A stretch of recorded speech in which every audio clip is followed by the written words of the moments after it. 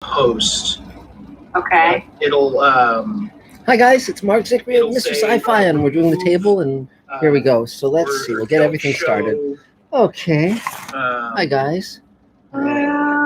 Is trying to find it. My video. There we go. Hi guys. I'm here now. So we're live streaming Mr. Sci-Fi. We're live table. So didn't mean to interrupt you, Adam, if you're involved in something urgent and important. I was just going to say, it's don't show. What is it? Don't show those without video.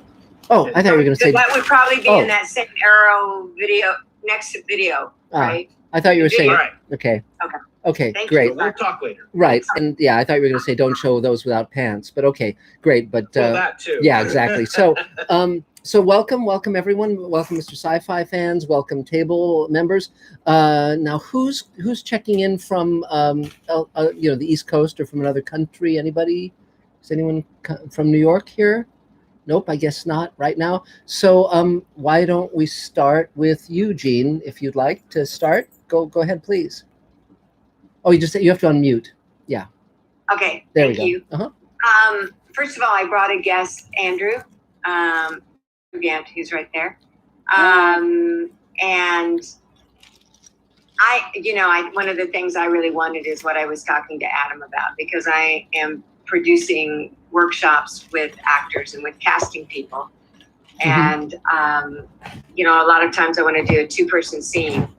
And I can't have them both on the screen, but he was kind of telling me how I could do that. So sure. I might talk to you more about that. And also last week, I think it was Judith that I heard was talking about the studio and setting up a studio in her home, to do self-taping. And I can show you what I did, but I do self-taping as a business. I hate it. I do too, but it's going to get worse. It's just going to get more. Every casting person I talk to said this. I know. Yes, but this is the wall that I painted just for this. This is the ring light that I put. These are really cheap. You can get them online. That's great. And you just set yourself up so that you have a solid, plain background that doesn't distract. That's great. So. And then what I'm going to do is I have this window and because I need it professional, because I do tape other people, I'm getting a professional made soundproofing to put in that window. Great. And then I'm going to paint that wall, not pumpkin anymore. Great. That's great. So is there anything you need? Is there anything I need? No. Yeah. What I need, I'm getting from Adam later. Well, that's between you and him, I'm sure. That sounds fun. Now I like the fact that Judith has mastered anti-gravity, because you're upside down. Get it to turn around. Well, there you go. Okay. No, it's part of your charm. I'll be different from everybody else. What else is new? Definitely part of your charm. So, so I guess I see that Connie. So, yay, 3 Gene, yay, 3 cheers for you. So, Adam, do we have a Mr. Sci-Fi question? We do right off the bat. We've got one from Hayes494, returning from previous live streams. Cool. Who asks, what do you think of the new Captain Pike series? Akiva Goldsman said it will be episodic and lighthearted. Yeah, well, it's not on, of course, yet.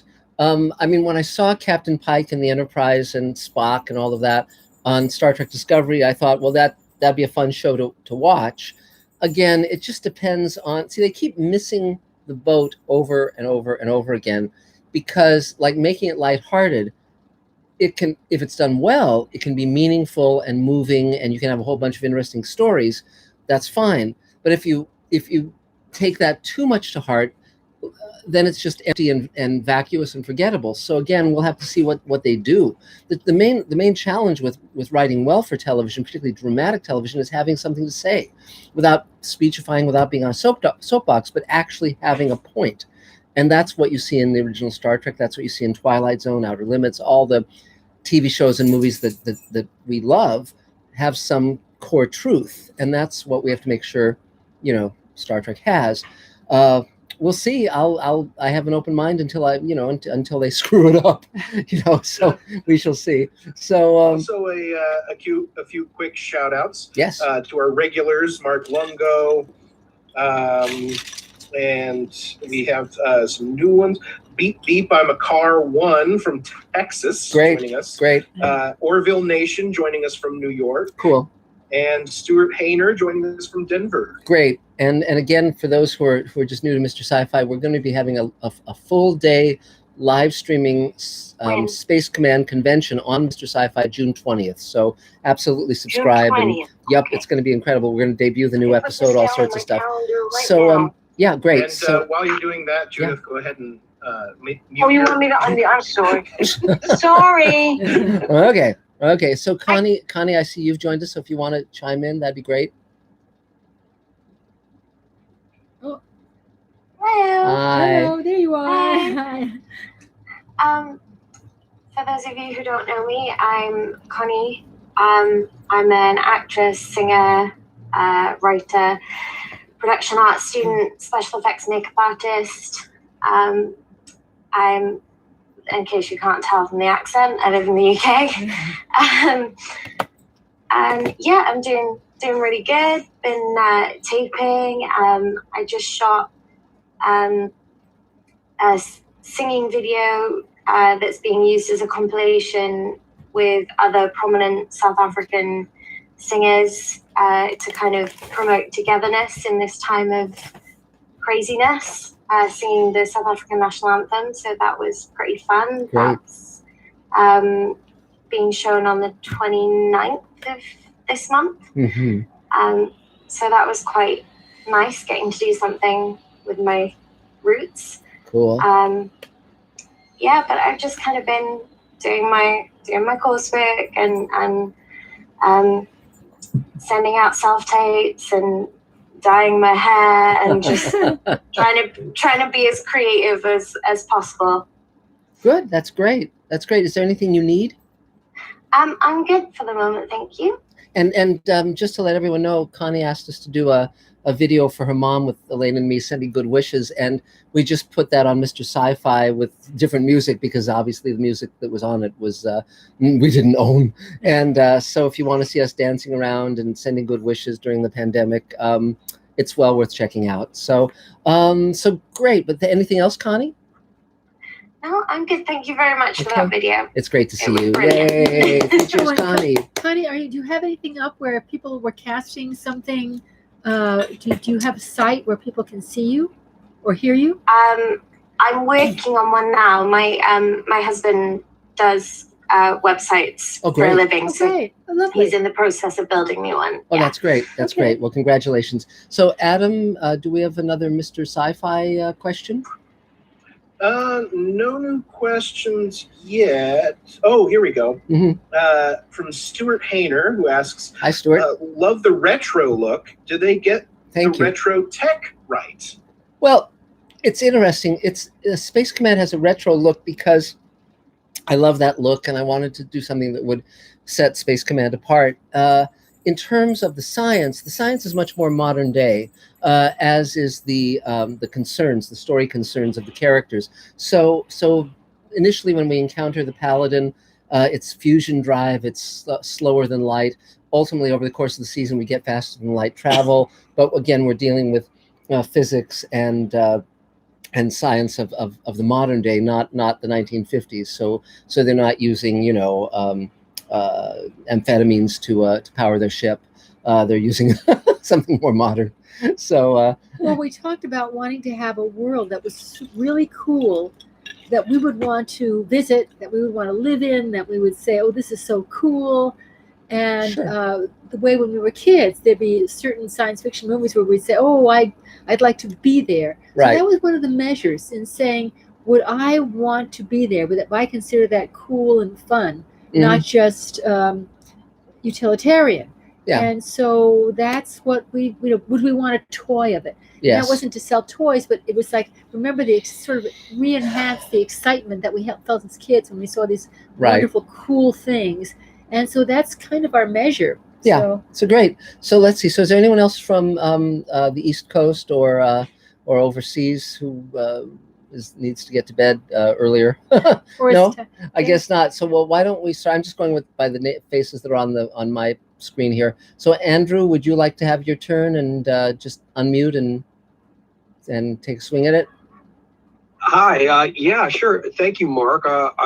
First, thank you for allowing me to be here. Of course. Gene told me about it. It sounded really, really cool, and thank you. So, my background is that I've been studying acting and filmmaking since I was about 2 years old, and I went to a bunch of really good schools and conservatories. I have a film degree, did grad work in film, and all this. I took a hiatus from it to do some technology stuff, and then I've recently come back about a year ago as a SAG actor who's creating his own television show. Cool. Which has a Star Trek element to it. I'll tell you about in a hot second. Mhm. But I'm in Hollywood right now. I'm actually in a parking lot behind the Pink Dot on Sunset. Great. Great. Perfect timing. Yes. But what I'm doing mostly is a show as a creator and an actor producer. The Yes. show is called Hollywood Limo. It's basically like The Office, so it's a workplace mockumentary. But if it met The Sopranos and it met Taxi from the '80s, Mhm. so you've got like Michael Scott as like a mob guy who has emotional issues instead of like a pseudo white supremacist with emotional issues. And there are limousines. So the idea is that they're in an office and they have a garage and the limousines go out and there are these comedy scenes in the limousines. And then they go back to the office and the entire office, which is run by the mob, is actually under indictment. And the whole thing is this main character who's over the top mob guy who's doing soft shoe to avoid, to distract from getting indicted. And it's very over the top. It's very corny. If you go on IMDb and you look up Andrew Casey 10, it's like with the 10. Yeah. The cloning finally worked. Yeah. CASEY. There are some scenes that I did, and there's a bio for me, and Great. I have 3 episodes that I've done of this show. Cool. Very excited about it. Great. So is there anything you need? The one thing that I had thought about was maybe, because I have 3 episodes that are written in a full packet. I am on occasion looking for people to give me feedback about whether or not there's something missing or something that's wrong or could be included. Great. So it's a constant evolutionary process. I'm really getting it vetted. Right. So if it's vetted. Well, the thing that's amazing right now is that everyone is stuck at home. So a lot of people that would not be reachable normally are now. So you might want to think of who your favorite people are who are doing the kinds of show that you want to do, because you'd be surprised if you sent them like for instance, I'll give you an example. A friend of mine is an artist, and he does like movie posters, that kind of thing. And he mentioned that he had just sold an original piece of art yesterday. And I said, well, what was it? He said, well, it was a painting of Frankenstein's monster. So I said, well, send it to me, a copy of it, an image of it. And he sent me the image, and I really liked it. So I put it up on my Facebook post. And Brian Fuller, who created Hannibal and Star Trek Discovery and so forth, said, I want to commission this guy. And now I've linked the 2 of them up, and they're in communication. But Brian Fuller probably normally would have been too busy to even check in on my Facebook feed, But so really, I think one can be very proactive right now and just say, okay, whose work do I love? Who do I want to reach out to? And remember also, in terms of actors and a lot of other people, many of them, if you just take their name, like, and then .com, you'll go directly to their website, and they're the ones when you hit contact, usually that email goes directly to them. So that's another way of getting in touch with people. So sometimes the straightest route actually works. So just keep that in mind. Michelle, is my memory playing tricks? You ran you had a limousine service, yes? Was it yes, it was Michelle. Yeah, he was just talking about a comedy he's doing about a limousine service. Yes, with gangsters. So we have somebody, Michelle Hart, who actually ran a limousine service if there's anything that you need Yeah. to know about limousine services. I'm Right. sure some odd things happened. Yes, Michelle? Oh, certainly, yeah, that would be great. Yeah. I'd love to pick your brain and give you a credit. Yes. Great. Yes. Okay. Okay, so it's here's Michelle Michelle. Hart. She's, yeah. Before I go, I want to tell you the Star Trek element. The guy who's the mob boss he's like also Tony Soprano, and he has constructed his operations office to look like the Starship Enterprise deck from Star Trek. Sure. That's funny. That's funny. Well, And great. they have a huge screen where clients come on the screen and they yell at everybody That's funny. That's funny. Well, great. That's the influence. Well, Star Trek influence. That's Thank terrific. you so Great. much. Of That's course. a great idea. Yay, Andrew. 3 cheers.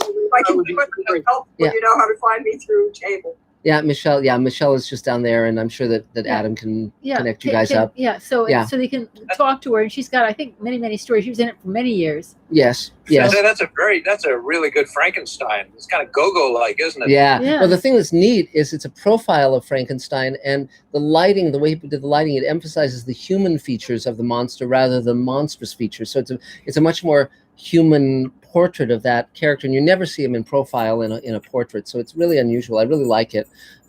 So any other Mr. Sci-Fi questions, Adam? Yes. And Andrew, put your, you can private message, I would say private message Michelle in the chat Sure. with your email, or you can private message me. Great. And I'll send it to her. But yeah. Great. I'll send it to both of you. Yeah, that sounds great. Terrific. Because I'm also, I love playing mobsters, especially when you can talk with a New York accent. Yeah, sure. Yeah. That's not bad. That's not bad. Yeah. Thank you. All right. We got a question from Mark Lungo, Sure. who asks, when JMS was planning Babylon 5, Yes. he made sure that any character whose actor left the show could be replaced. Yes. Have you done the same with Space Command? It's not something let's put it this way.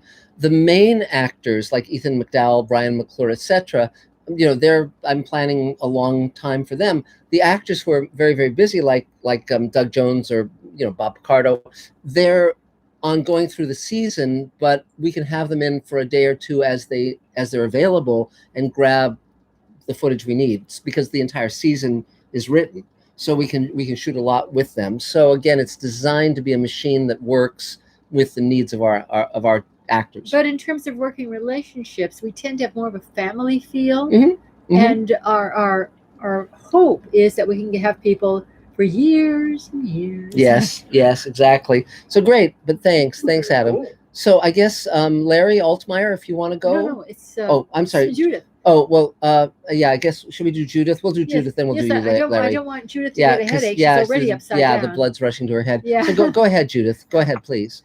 Hello. Hello. Hi. How are you? Sorry, I'm eating. How are you? I am fine. I'm a little upside down, Yeah. but that's okay. Well, the blood will rush to my head. It'll make me more intelligent, except not with technology. So thank you. I got a shout out to Andy because he really helped me this week. I couldn't get on Facebook. I couldn't get on Zoom. Oh my God, I'm such a niskite. Anyway, I have been very busy this week. I wrote a pitch for Apocalyptic, which people seem to like. It's just a 90-second pitch. And then I'm going to write a 2-minute pitch. I've been putting in some stuff. I have a deadline on Wednesday. It's going out. I've been working on my other stuff. I've been cleaning up my house because I'm having company on Monday. But I've been working on all my other stuff. I thought that Invasion was just a joke, but I've been telling people about it, and everybody says, "Oh, that's hilarious! You got to write that," as well as the thing for my demo, Yes. which I'm writing the treatment for. Cool. Speaking of which, I finished the scene between Tom and me, and it's pretty good. That's great. So I've got my demo ready to shoot now. Except I want one more thing, which my cousin Billy, if anybody doesn't know, Billy wrote for Home Improvement, and he is a very funny guy. I want something like really Carol Burnett type thing, like really crazy, because we all know I'm upside down. So, I want that, but and Elaine, thank you so much for letting me read from Voiceless Roar and Mhm. getting that. Mhm. And so I have some good stuff. And I have Space Command Mhm. with James Hong, which gives me credibility. Mhm. So it's ready to go. You know, as soon as this stupidity is over, it's ready to go. What else? Like I said, I'm cleaning the house. I just cleaned the refrigerator. Which that's a big accomplishment. Yes. Yeah. What else? That's about it. As I said, I've been on the computer constantly, fixing things. And Elaine, thank you so much. I went back to the notes that you gave me for Apocalyptic and threaded them in, and then I have some other funny stuff. So it's really more of a whole now. You know, it's fun.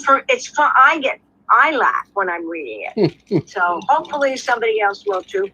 And the other stuff, Samba is coming along.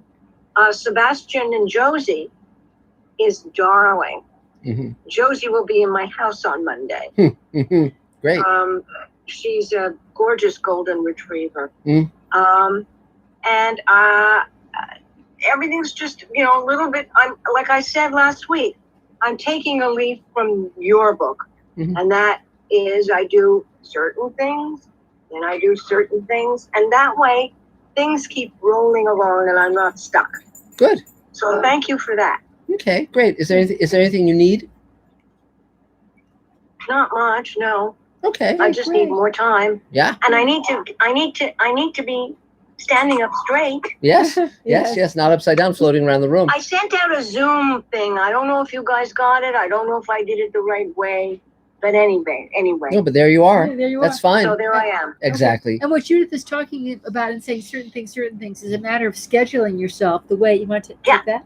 Scheduling yourself. The way you do it in high school. Yes. Well, I mean, one thing, people often have trouble getting enough done, and yet when we're in high school, you take, you know, English and history and geography and math and physical ed, and you're able to do a lot of things multitasking through the day. And the reason is because the bell rings, you go to the class, you focus just on that one thing, then the bell rings again, and so forth throughout the day. Well, if you plan your day similarly with a timer, you can get a lot done. And so, for instance, when I make my list for the day, I write down the things that I need to do, and I put a $sign by what brings me money, and I put a star by what advances me creatively. And if something doesn't have a star or a $sign, I don't do it.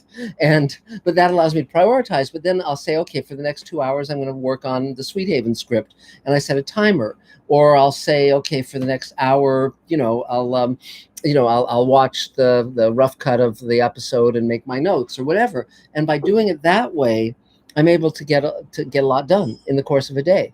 And so I found it's worked very well for me. And just to mention that. So the 3 cheers, Judith! Yay! Thank you. Uh-oh, now we got the dogs going. Yeah. That's my voice. Which one is that? That's both of them. Both of them. So great. So another question for Mr. Sci-Fi, Adam? Yes, moving first, a shout out to Lisa Eggleston Helser, who sends good blessings and thoughts of health and safety from Tampa, Florida. Wow. Our next question is from Jeffrey Wilson, who asks, did Rocky Jones' Space Ranger have any influence on Space Command? Well, it was more Space Patrol. If we're talking about 1950s science fiction shows, Rocky Jones is a little. It was filmed. It wasn't shot live. It doesn't quite have the spontaneity and cleverness that Space Patrol has. So I'm aware of all those different 1950s science fiction shows. Oh, and Judith, if you could mute your mic, that'd be great. I'm muting. Well, sorry. Okay.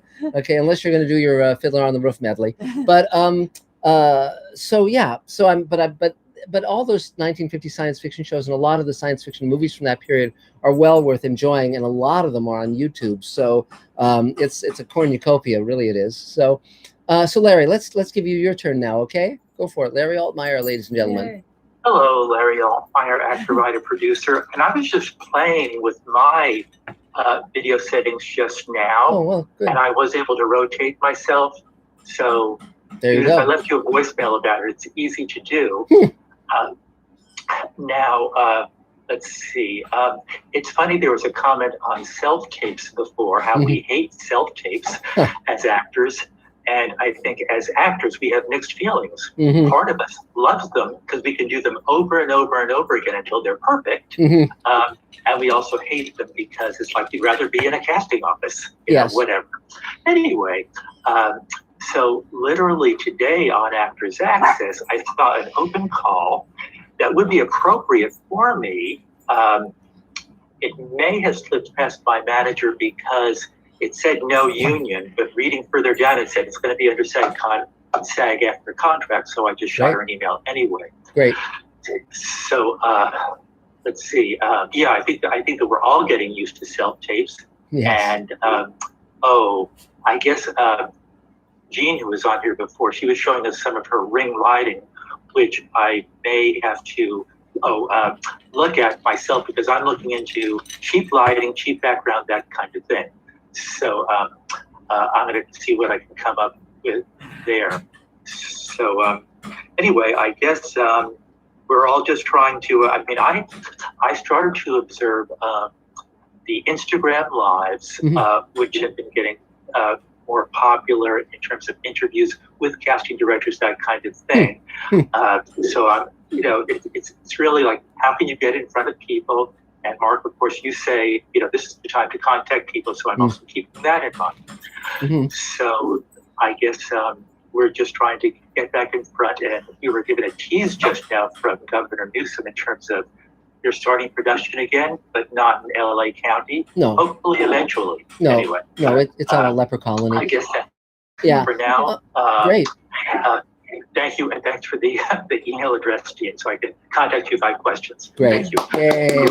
Thank you. And one thing I wanted to say, Larry, off of what you were just mentioning is, you know, I'm writing a book called Greenlighting Yourself that has already sold and it will be coming out as soon as I write it.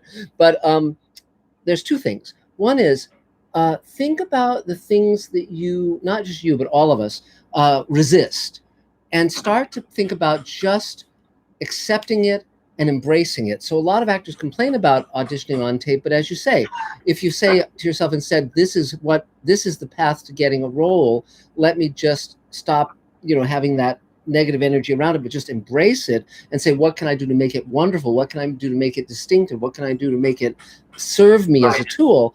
That helps. And then the other thing, of course, that I talk about often is, for all of us, we need to think about what we want to create in the world, and instead of asking permission, just going for it, just making that thing. Because again, everyone's at home now, so as a result, they're looking for things to entertain them. They're looking for things to interest them.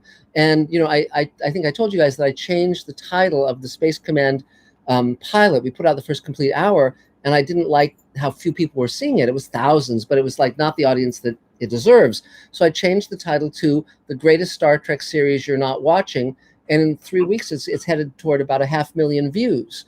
And it was simply because, and you know, and the rationale was that it's made by all these Star Trek alums, including myself, and we're getting 97% thumbs up, which means that people aren't pissed off. They're glad that something came their way that they didn't know about, and now they're saying we want to see more.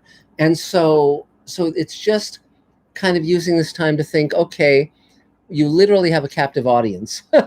And so how to utilize that in the brief time that we will have that. So that's another thing to be aware of. And truly the cliche that many of us grow up with, you know, never say never. That's really something that we should be thinking of, you know, right now, like never say never, because there are things that we can do. We just say, yeah, let's try it. So and anyway. also don't worry too much. One of the things I often have to turn down in my head, turn the volume down in my head is, oh, I'm being a bother. I'm being too persistent. Oh, they really hate hearing from me. Because I'll give you a great example of this. A few years ago, Neil deGrasse Tyson was at my gym, and I asked him, if you brought something back from outer space, what could you bring back from outer space that could turn around global warming? And he thought about it, and a few days later, he talked to me on the treadmill about it for about 30 minutes, and I integrated that storyline into the Space Command prequel that we just did as an audio play and also as a graphic novel. Well, as a kind of tip of the hat to Neil, in addition to crediting him, I also wrote him in as a character. And so I was emailing him for several months saying, would you like to play this role, play yourself? And I didn't hear anything, and I didn't hear anything. And I thought, well, God, he must be really, offended by my pursuing this. And then last week I got an email from him saying, if it's not too late, I'd love to do it. So he just sent the video, and we have it. And it was just because I was being extremely persistent and getting out of my own way and not assuming that the script in my head was what was actually happening in reality. And so recognizing that no news really is no news is very important for all of us, I think. So just to mention that. So great. Anything else, Larry? I guess that's it. Thanks. Okay, yay. Yeah. Okay, great. So Adam, any more Mr. Sci-Fi questions? Yes, quite a few coming up. Moving on to Stuart Hayner, who says, thanks, this is fun. Great. We try. I have 2 treatments. Do I need to have a full script before I can pitch? Well, the real question is, what do you want to do? If you just want them to buy your treatment and jettison you out the airlock and get paid, I was going to say shit money, but I don't really want to curse, then fine. If you want to be hired as the screenwriter, you have to demonstrate that you can write scripts. And so I always write the script. I don't try to pitch stuff on a treatment. I never try to do that. I always write the script or shoot something or whatever. I'm very, nuts and bolts. Selling is very, very, very hard. Yeah. And there's a tremendous amount of competition, and you can't pass off the work and say somebody else should do the heavy lifting. If you want to sell something, it's more than you should. You have to have a very good script, which has been vetted by other people. You want a very strong script, and anything that you can do to make that script come to life, in addition to writing a good script, like a sizzle reel or attachments of any sort, are very, very helpful. Even a finished script is still a very quiet thing. So to think that you can, sell a series or a film just based on an idea, there are too many good ideas out there. Well, and too many good ideas they're not buying. They're because not buying, if you look at the movies they're making and the TV shows they're making, how many of those are great ideas? My friend Joe Dougherty once said a show debuted on ABC, and he said, I don't know how they pitch that other than to say, that show that's on CBS? Well, this is the same show except it'll be on ABC. So once you're in the inner circle and you've done a couple of things that make money, that's a different thing. Sometimes you can sell very poor material. Yes, but try not to. Yes. Yeah. But breaking in, that isn't nearly enough to bring you over the top. That will lead to tears and frustration. Yeah. So that's our thoughts. Yeah. Okay. So Jacob, I guess why don't we take you since you're at the top of our screen? Go for it. Sure. Kind of short message tonight, just finishing off the script. It's going to go to the line producer for budgeting. Great. Wow, great. I'm very hopeful about this one. A lot of deep characters. And I'm putting enough meat in there for a series. So we'll see where it goes. Good. Well, good luck. Well, Please keep up your inspiration. You guys are great. Thanks. Thank you, Jacob. Yay. 3 cheers. Anybody now from now, are there any other people from east of the Mississippi or England or anywhere like that? Or New York? Anybody? Or anybody? No? No. Oh, Okay. Is that Lily? Are you? Oh, is that? No. I don't know. Okay. I don't know if you're raising your hands or just stretching. Okay. So another question for Mr. Sci-Fi, Adam. And for those who don't know what we're doing, we're actually live streaming both on my Mr. Sci-Fi channel to the Mr. Sci-Fi and Space Command fans, and also doing our weekly roundtable that normally we do in person. But because of the pandemic, we're not. So another question for Mr. If you'll please excuse me for just about 10 minutes, I'm getting dogified. So she's gonna take the dogs for a I'll walk. be back shortly. Right. Okay. Bye, Elaine. Bye. I'll hold down the fort. So is there another Mr. Sci-Fi question, Adam? Yes. First off, shout out to Rose Kirby joining us again. Hi, Rose. Starting not to be able to see properly anymore, but if you're still listening, Rose, thanks for joining us. Great. So our question is from Beep Beep I'm a Car One, who asks, how would someone become an extra in movies and shows? It depends on where you're located. You'd have to be in one of the when they're filming stuff. Obviously now is a very different period, but once they're filming again, if you're in Atlanta or New York or LA, there are specific agencies, specific organizations that cast extras, like Central Casting, etc. I don't know if anyone else wants to speak to that, but I'm a member of Central Casting. Yeah. Yeah. It's you go on their website and sign up to. It's very complicated. You have to like do research and stuff.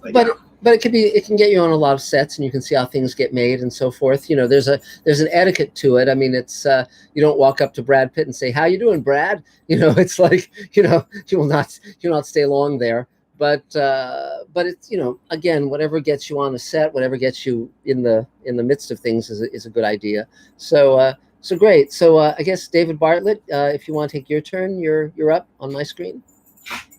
Go for it. Are you unmuting? Huh. We're not getting you unmuted.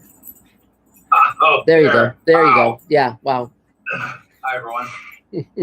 So, I'm David Bartlett. I am a filmmaker, a teacher, and a human rights activist, and a co-producer of Space Command. Yay. I'm also doing a lot of things with Space Command. I'm head of casting. I'm producing the visual effects.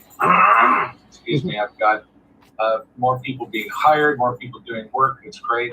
Great. We're doing a lot of fulfillment for the crowdfunding campaign. We're just putting together crowdfunding campaign 5 in the computer so we can start working on that. Oh, excuse me. Wow. And I have been working hard on doing all that. So my first film was when I was 10 years old. I was the oldest actor in the film was 9 years old. And the story is Frankenstein and the Wolfman get in a fight.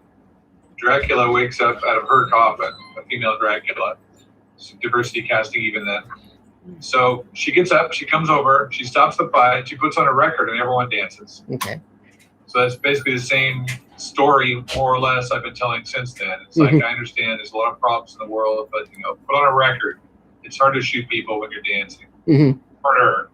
So anyway, I worked in movie theaters when I was a teenager. I moved to LA in 1980 and started working on a really big films right away as an intern to the director. A film called Under the Rainbow, which was starring Chevy Chase and Carrie Fisher. It was the biggest budget film being done in Hollywood at the time. It was a big flop, and no one remembers it, but it was vivid to me. The first camera setup I ever saw was a giant Zeus camera crane sweeping out over the Pacific Ocean with a Queen Mary dressed up to look like 1949 Hollywood, and Chevy Chase and Carrie Fisher and 200 midgets. Well, and it does get better. You know, the Queen Mary dressed in period costumes, and it was very dazzling. I'd only been here a week. Wow. So then I worked with Robert Wise, who was my first advisor on a film for the Motion Picture Home Hospital. And interestingly enough, the doctor I just had my surgery with last week works at the Motion Picture Home Hospital. It was only 40 years ago. Wow.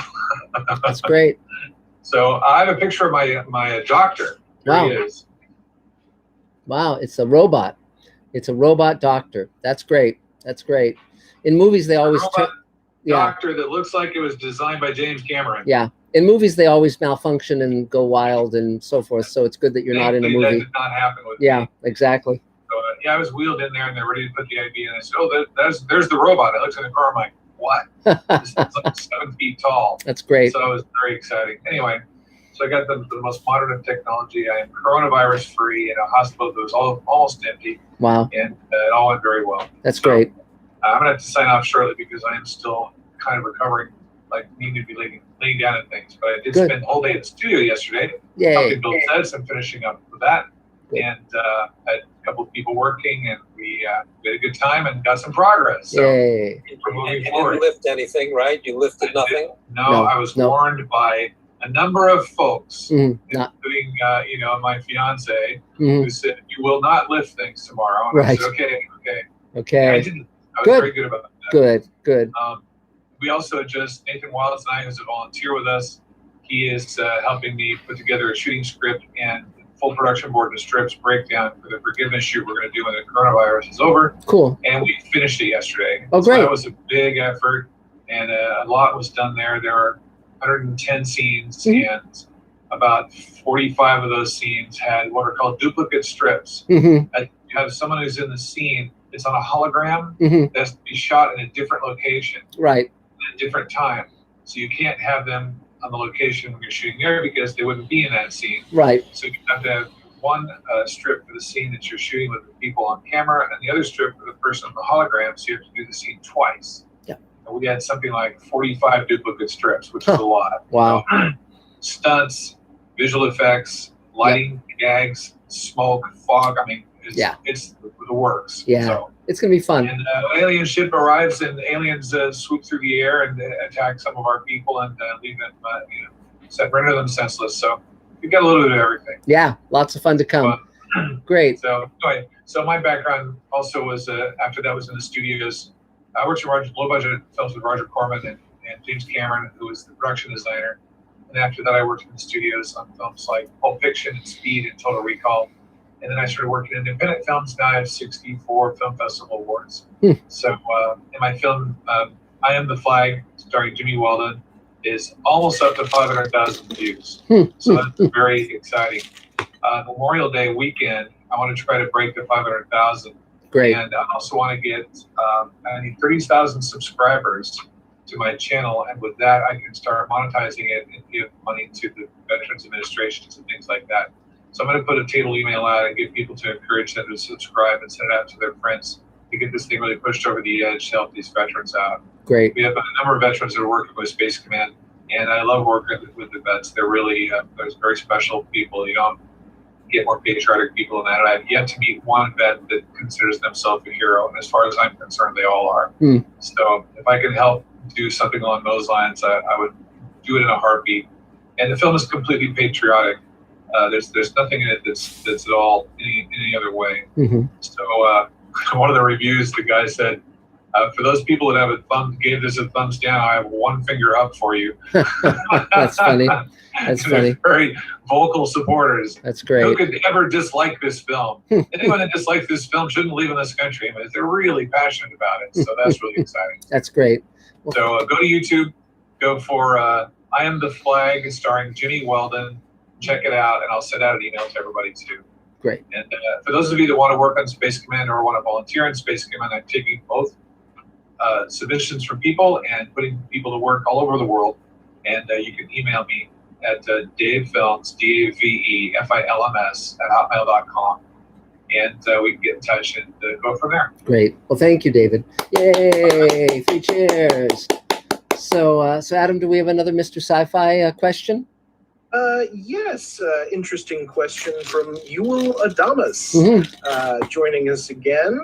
Great. Who asks, do you ever watch the 80s, 90s sci-fi cartoons for ideas? Well, I wrote them. I mean, I was the god of science fiction. I was the god of animation in my early 20s. I wrote for Smurfs and He-Man and Super Friends and Real Ghostbusters and the Littles and the Biscuits and God, you name it, everything. And I mean, I worked for all the major studios: Hanna-Barbera, Deke, Ruby Spears, Marvel. Wrote the animated Incredible Hulk, on and on. So I don't watch those for inspiration, but I remember. I mean, I learned my craft doing those scripts, and I still have those scripts and the storyboards and all of those things. I saved them all. So we keep talking about doing those as perks for our crowdfunding campaigns because we still have all that stuff. And we put in a lot of in-jokes about our various friends, because Michael Reeves and Mel Gilden and Buzz Dixon and a lot. We were all a little group of people in our 20s and early 30s,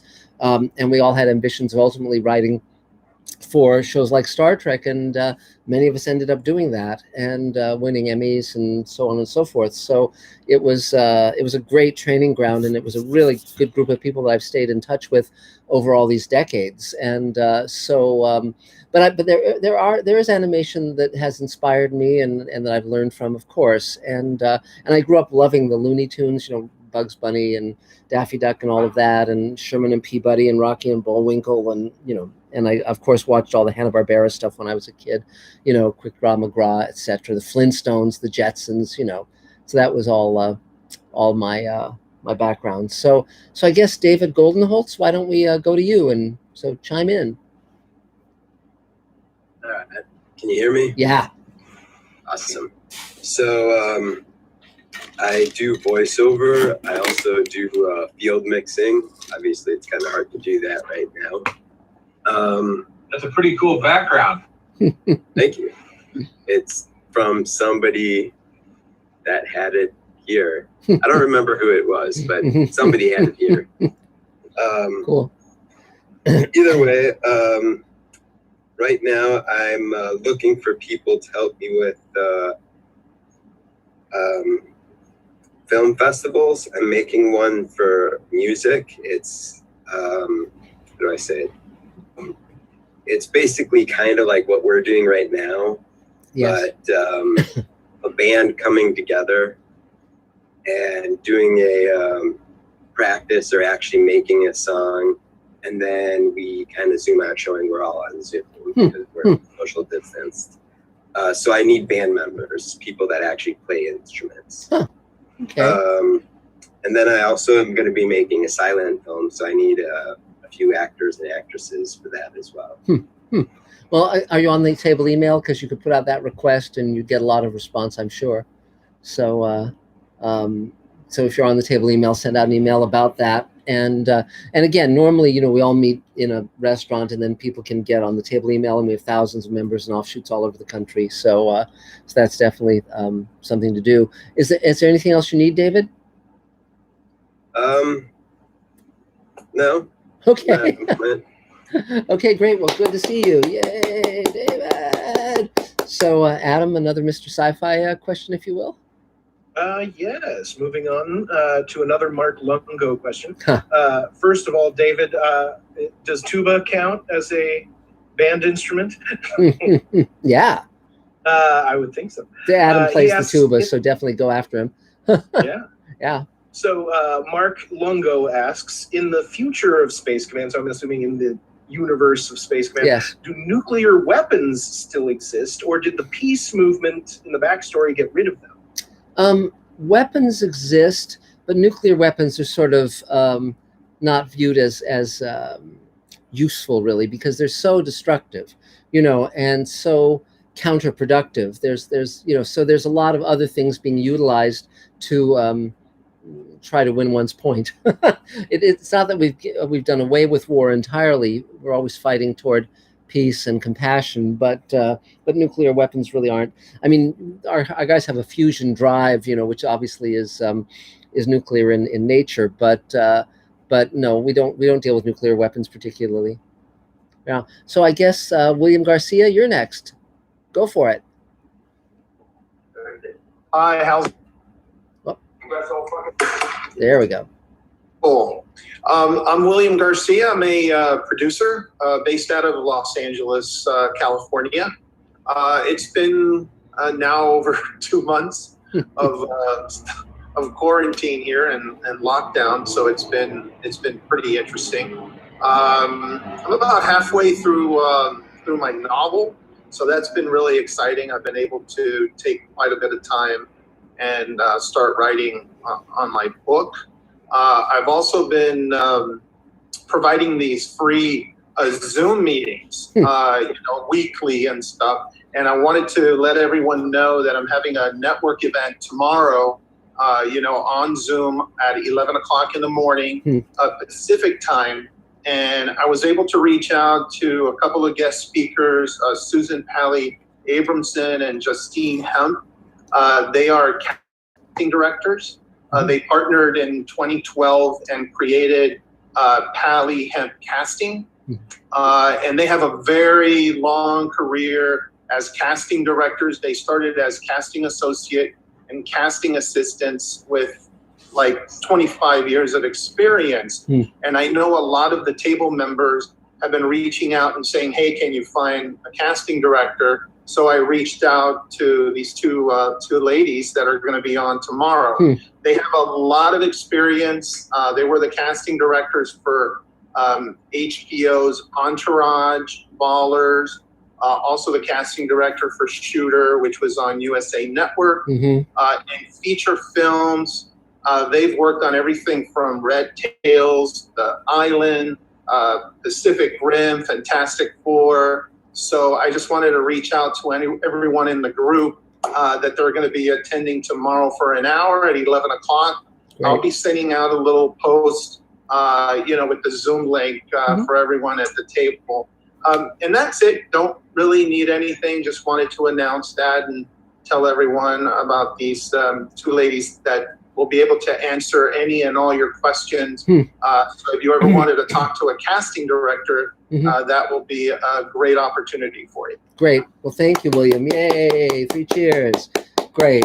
And again, this is a great opportunity for us both to create artistic work that we can share with others, with the world, and it's also a great opportunity to think of what we can do that's a kindness for people, that adds to humanity being supportive of each other, because now is definitely a time we all need it. So Adam, do you have any more Mr. Sci-Fi questions? Yes, we're running low, but there is another question. It's okay. From Wilhelm Sowers. Okay, hi Wilhelm. Which I believe this was asked before, but we can, sure. If you haven't heard it, it's new to you. Okay.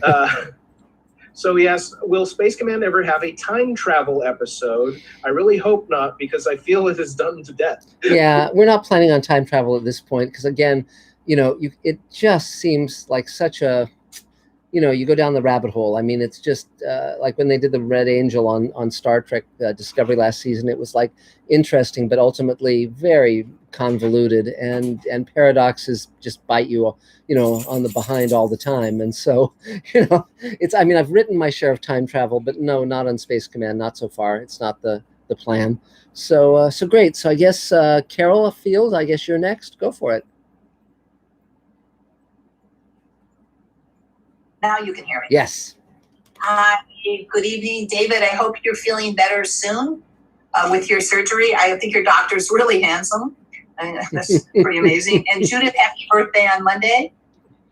If you're upside down, yeah, she's there somewhere. Then you can have an upside down pineapple cake, whatever they're called. Just a couple things. Okay, I hate to sound so audacious. Okay, Carol Field, actress, 20 musicals in New York, 36 commercials here.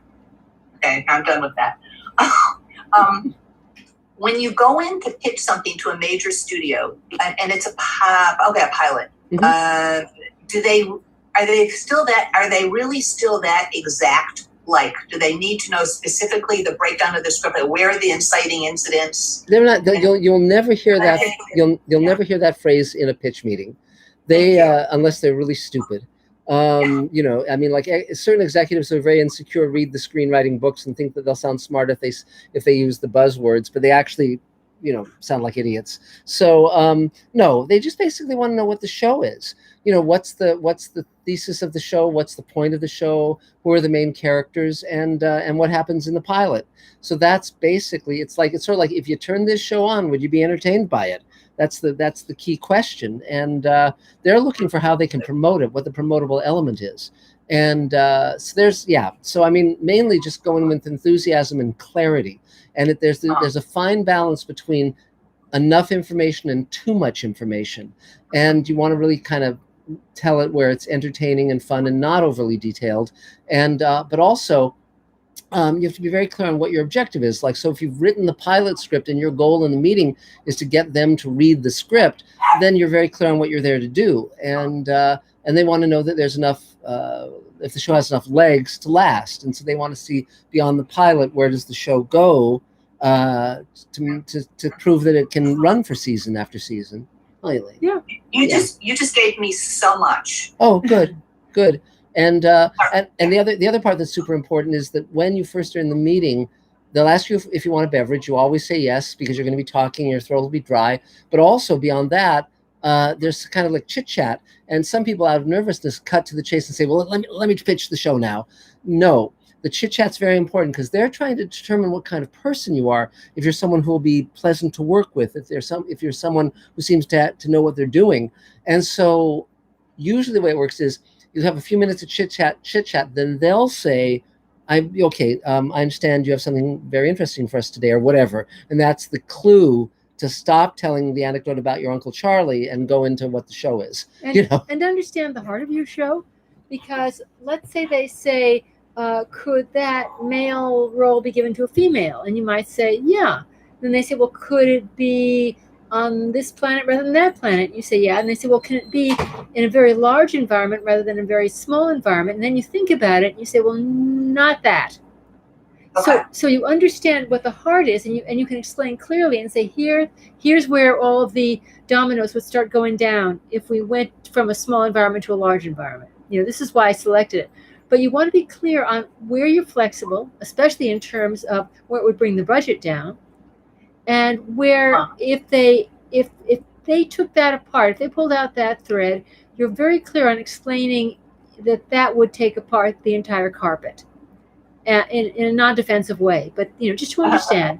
So understand the heart of your show and the heart of your structure, and what you can let go of.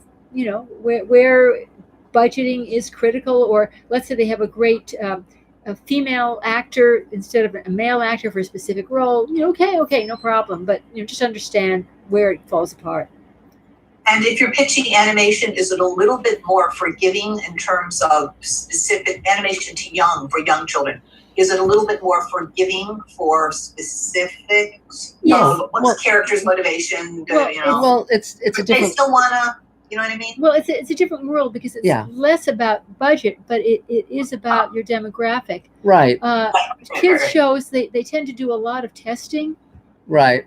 But again, the main thing is what's going to get you in the room. What's going to get you the meeting?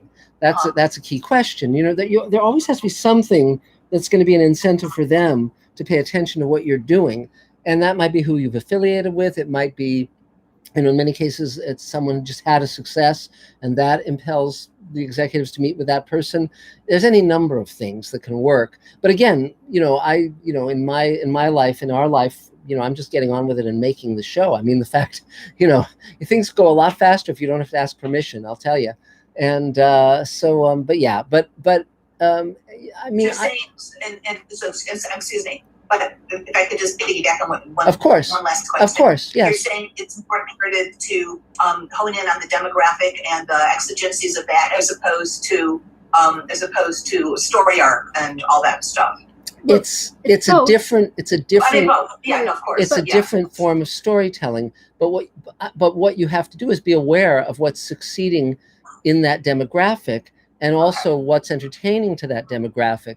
And obviously what entertains kids is very different from what entertains adults, because kids have no taste, so, no, but seriously, but again, what's worked very well for me in my career is I just write to entertain myself. And that was true when I was writing Smurfs. That's true when I was writing any of that stuff. It's like, what do I enjoy? And then I just try to make it entertaining for myself, but with a mind toward what the parameters of the show are.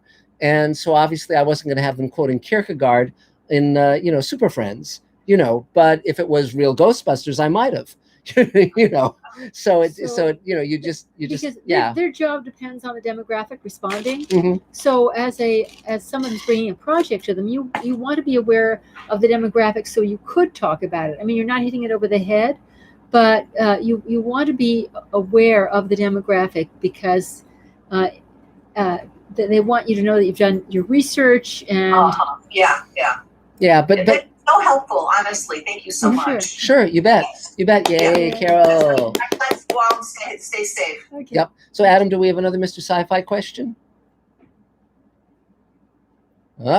Sorry, I was just responding to a message. Sure. In chat. Yeah, you bet. No new questions. Okay. Well, one thing go ahead. Yeah. A couple shout outs to Vinicius Wardzinski from Brazil. Okay. And Andrew Hall from Jamaica and Rob Smith from Maryland. Cool. Okay, Great. hello. Good to have you here. And again, for those who came in late, we're going to be having a live stream Space Command full-day convention, June 20th on Mr. Sci-Fi. We're going to show the first hour. We're going to debut Ripple Effect, which is the episode we've been doing during the pandemic with many, many stars. And we're going to have panels with our cast and our creative team throughout the day. So it's going to be live stream, and then it'll also be archived so you can watch it later as well. And it's totally free. So it's going to be really, really fun. So Lily, I guess you're next if you want to unmute. Let's see. Can you do it? Lily Patel.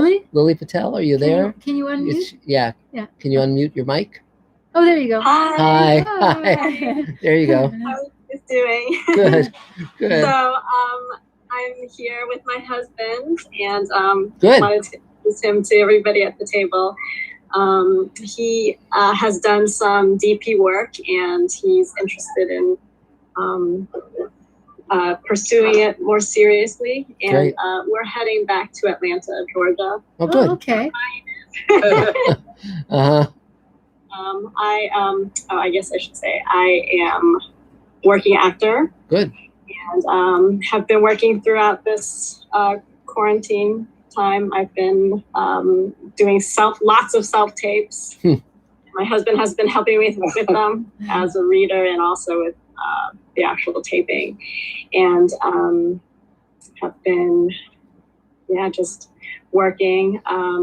I filmed a couple of short films just before the lockdown started with a couple of Asian directors. Cool. So that was really fun. Yeah, that was really fun. And got to speak Mandarin.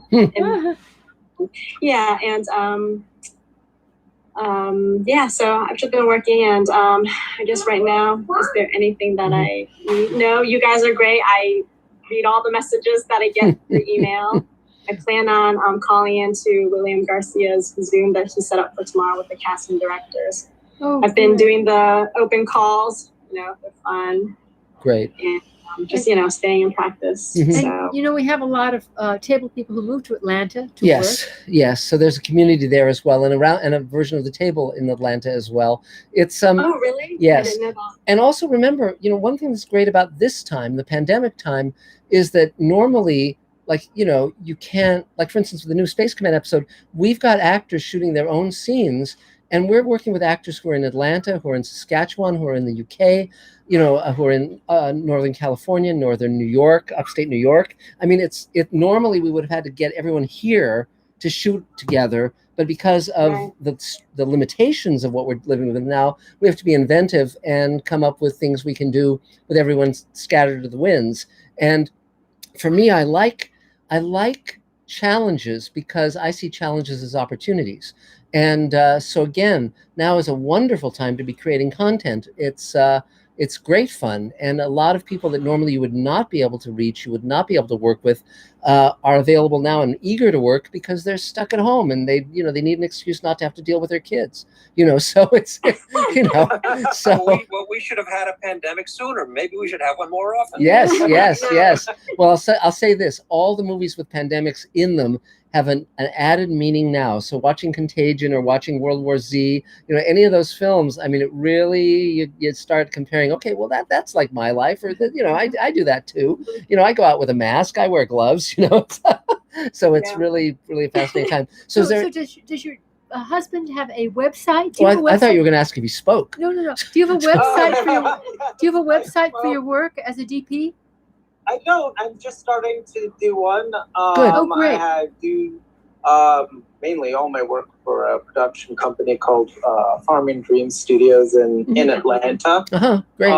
It's kind of, I fell into the love of doing DP work, cinematography by accident, way back.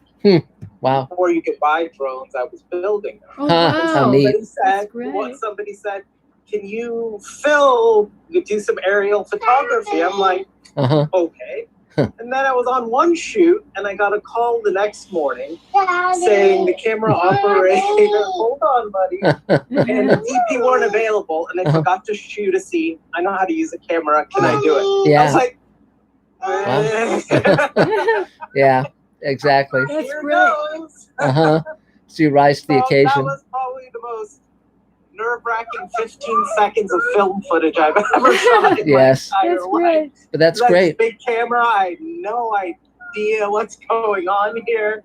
And then I made it through it, and I was like, wow, this is great being able. I got this short scene to tell the story visually. Wow. And from then, I started doing camera work, just be camera operator. As I did more things, I progressed to being, DP on these short films. Cool.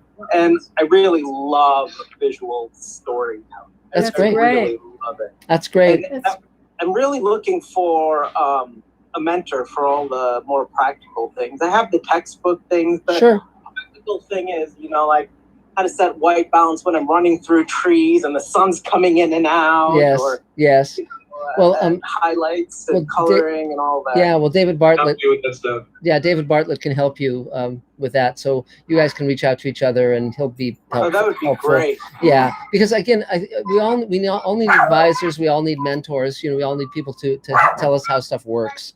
You know, so that's great. So anything else, guys?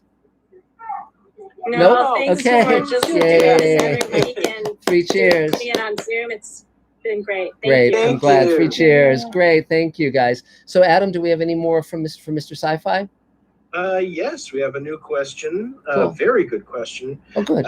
From Sean Allen, who asks, how do you pitch a new or different idea than an established story idea, and what particular research is needed to do something in a new style or genre? Well, the trick is, again, what's going to make them pay attention to you? If you don't have credits, if you don't have a track record, if you haven't just had a huge success, why should they take the time?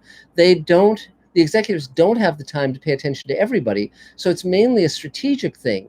So, you know, like with Mr. Sci-Fi, with Space Command, I'm building my audience, and I'm going directly to the audience, you know, and because I'm making content that's getting me a lot of respect, you know, among my actors and among my audience and among the executives. Now, I'm not reliant on Space Command selling. I mean, Amazon is actively considering it now, but if it sells, great, I'll have more money, I'll be able to do things quicker and you know, more reliably of a certain quality.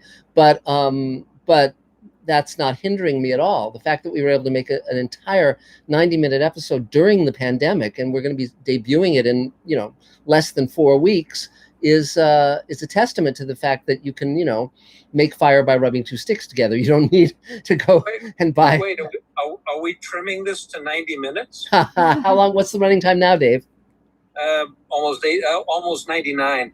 Great. Okay. That's great. Well, That's great. Well, in terms though of new ideas, Yes. one thing is this is where you have time on your hands and you can do some research, and you'll see that certain people, certain executives have come up with being much more flexible in taking a risk on a new idea. So part of it is to research what platform has somebody running it or somebody in charge who has been open to fresh ideas and is excited by them, because a lot of people will just be afraid they'll lose their job.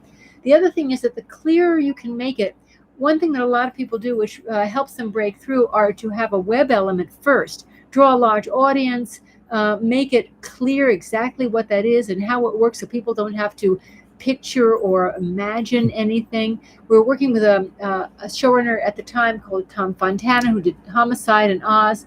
And what he said was, when I said, well, what do we need to do to convince them about this unusual show? He said, well, they can't read and they can't conceptualize. You'd better shoot some footage. Yeah, you know. So, you know, so we shot some footage. Yeah. But again, the rules are always changing.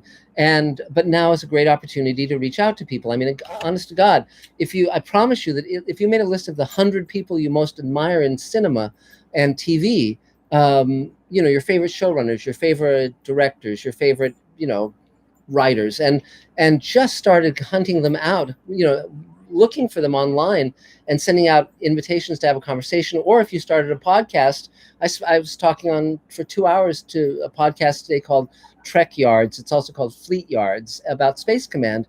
And, you know, and one of these guys was in the UK, one was in Canada, but, you know, the technology allows us to meet each other and interact. So I cannot stress too strongly that now is a moment of opportunity to reach out to people, because let's say you reached out to 100 of your favorite people and 3 responded. And let's say you said, well, I want to do a little Zoom thing where people can get guidance from you for an hour. You know, I remember my friend Gary Shusett ran a college called Sherwood Oaks Experimental College, and he contacted, this back in the 70s, and he contacted Rod Serling, and he wanted him to teach a class. Now, what he had in mind was Serling just coming one evening to talk to students, but he said, would you be interested in teaching a class? And Serling said, well, I couldn't do more than 6 weeks. And so Gary said, sold. And Rod came for 6 weeks. And each week he would bring a 16mm print of a Twilight Zone episode, screen it, and then talk about it and answer questions. Amazing, amazing. And so a big part of that was, if Gary hadn't reached out, that would not exist, and those videotapes of those classes would not exist, and I utilized them extensively in the Twilight Zone Companion, which is a book I wrote. So so another so I guess another, did we answer a question from Mr. Sci-Fi? So I guess the next person would be Bonnie Janofsky. Go for it, Bonnie. Hi. All right. Good to see you guys. Hi. I'm glad David Bartlett's on the mend. I wonder if he's still online. And William Garcia's events are great. And just, wow, what a community we have. So cool. And I'm a composer, songwriter, mostly I'm doing big band jazz again. I'm doing musical theater and film. There are 2 films that are so close to funding. Oh, really? I'll score them. One we've written a lot of songs for. It's the film musical. And just, I'm finally getting starting to update my website, which needs updating so badly. That's great. Starting to work on that as well. And just any musical needs, I'm here. Oh, great. And Bonnie, for everyone present, your website is? Bonnie Janofsky or BonnieRuthJanofsky.com. Okay. Great. Okay. Yay. Yay. Okay. All right. Thank you. Well, welcome. Yay. Yay. Okay, back at you, Adam. Okay. Another question from Mr. Sci-Fi or Space Command? Yeah, we have another question from Knox 5555, who asks, will we see more Eastern and European ship designs instead of the very American designs we've seen so far? Yes, it's a good idea. Absolutely. I'll let you answer that one. But. Absolutely. And also we're going to have characters speaking in a variety of languages, not Klingon and Vulcan, but, Spanish and Serbo-Croatian.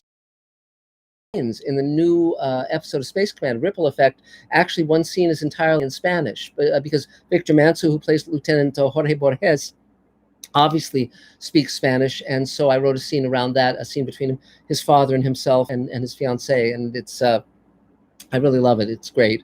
So we do actually have subtitles. Yes, with subtitles. Yes, with subtitles, and we do actually have a European design, technically. Yes, that's true. You're right. The EMOS ship was designed by Nicholas Alanis of Italy. So we had a spaceship contest, and he won it, and his work is absolutely terrific. You bet. You bet. What are you going to say, sweetie? Oh, just that Victor, our actor, translated it for us into Spanish, which was lovely. Yes. Although he could have done it. We don't speak Spanish, so he could have done anything. It could totally. Very mean. Yeah. It could be saying the Zikris are idiots, and we wouldn't know. Yes. But but again, I think I want Space Command to reflect the world I live in, and the world I live in has people of all races, all ethnicities, religions, etc. That's why there's a Muslim character that Bob Picardo plays. That's why there's a wide variety of people, gay, straight, etc. So it's I'm very happy with how the show is coming out. So let's see, and the next person would be Jenny Brundage. Do you want to mute your thing? Unmute. Okay. Hi. I live in Arizona. Great. I can help people. I do a lot of different things, various crew, acting, writing, etc. I'm starting up a podcast, and I already have my part recorded right now. I'm just waiting for my musician, which brings me to what I could use. But and the last time I talked about this, she has a Yeti Snowball mic and has been through 2 cords that both allegedly should have fit the back of the Yeti Snowball, and they don't fit. And I wondered if anyone knew what does. And I've looked at links, and it said that it should fit, but then she's saying no, it doesn't fit in the back of the. So I don't know. I just wondered if anyone had any advice for that. If you want to send me an email, earlfsmith@gmail.com, I can help you with that. Okay, can you type it in so I spell it? Right? Yeah, great. EARL, F as in Frank, Smith @gmail.com. Terrific. Great. Swell. Okay. Good. Okay. Anything else, Jenny? Yeah, and then also, if anyone is non-union and does voice acting, I'll be looking for some voice actors in the not too distant future. Great. Yeah. Terrific. Okay, great. 3 cheers. Yay. So any other questions, Adam, for Mr. Sci-Fi? As I say, we're doing a live stream on both platforms now? Yes. Yeah, we have a question from Stephen Charlton from Hi, Stephen. Stromness in Orkney. Well, yeah, love Orkney. Yeah, good old Orkney. When you work on scripts, do you start writing a script from start to finish, or do you pick and mix from a catalog of small sketches and work them into a script? No, you start, I mean, basically, you want to know that there's a story there, a story worth telling. And of course, I'm working on a very big canvas when it's an entire series. You know, it's a huge story.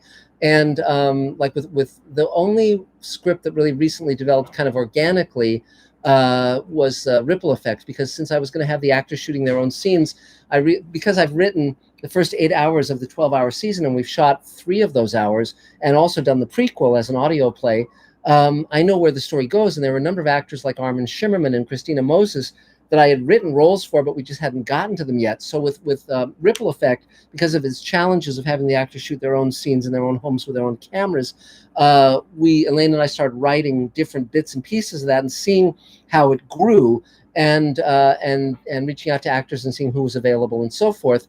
And that's been more an experiment than most of the things we've done in terms of the episodes of Space Command. But usually, no, I don't have it be kind of catch as catch can. I always outline the script to at least where I know what the beginning, middle, and end is. Well, and yeah. But there are different processes. Just Yeah. to let you know, there are different Sure. processes.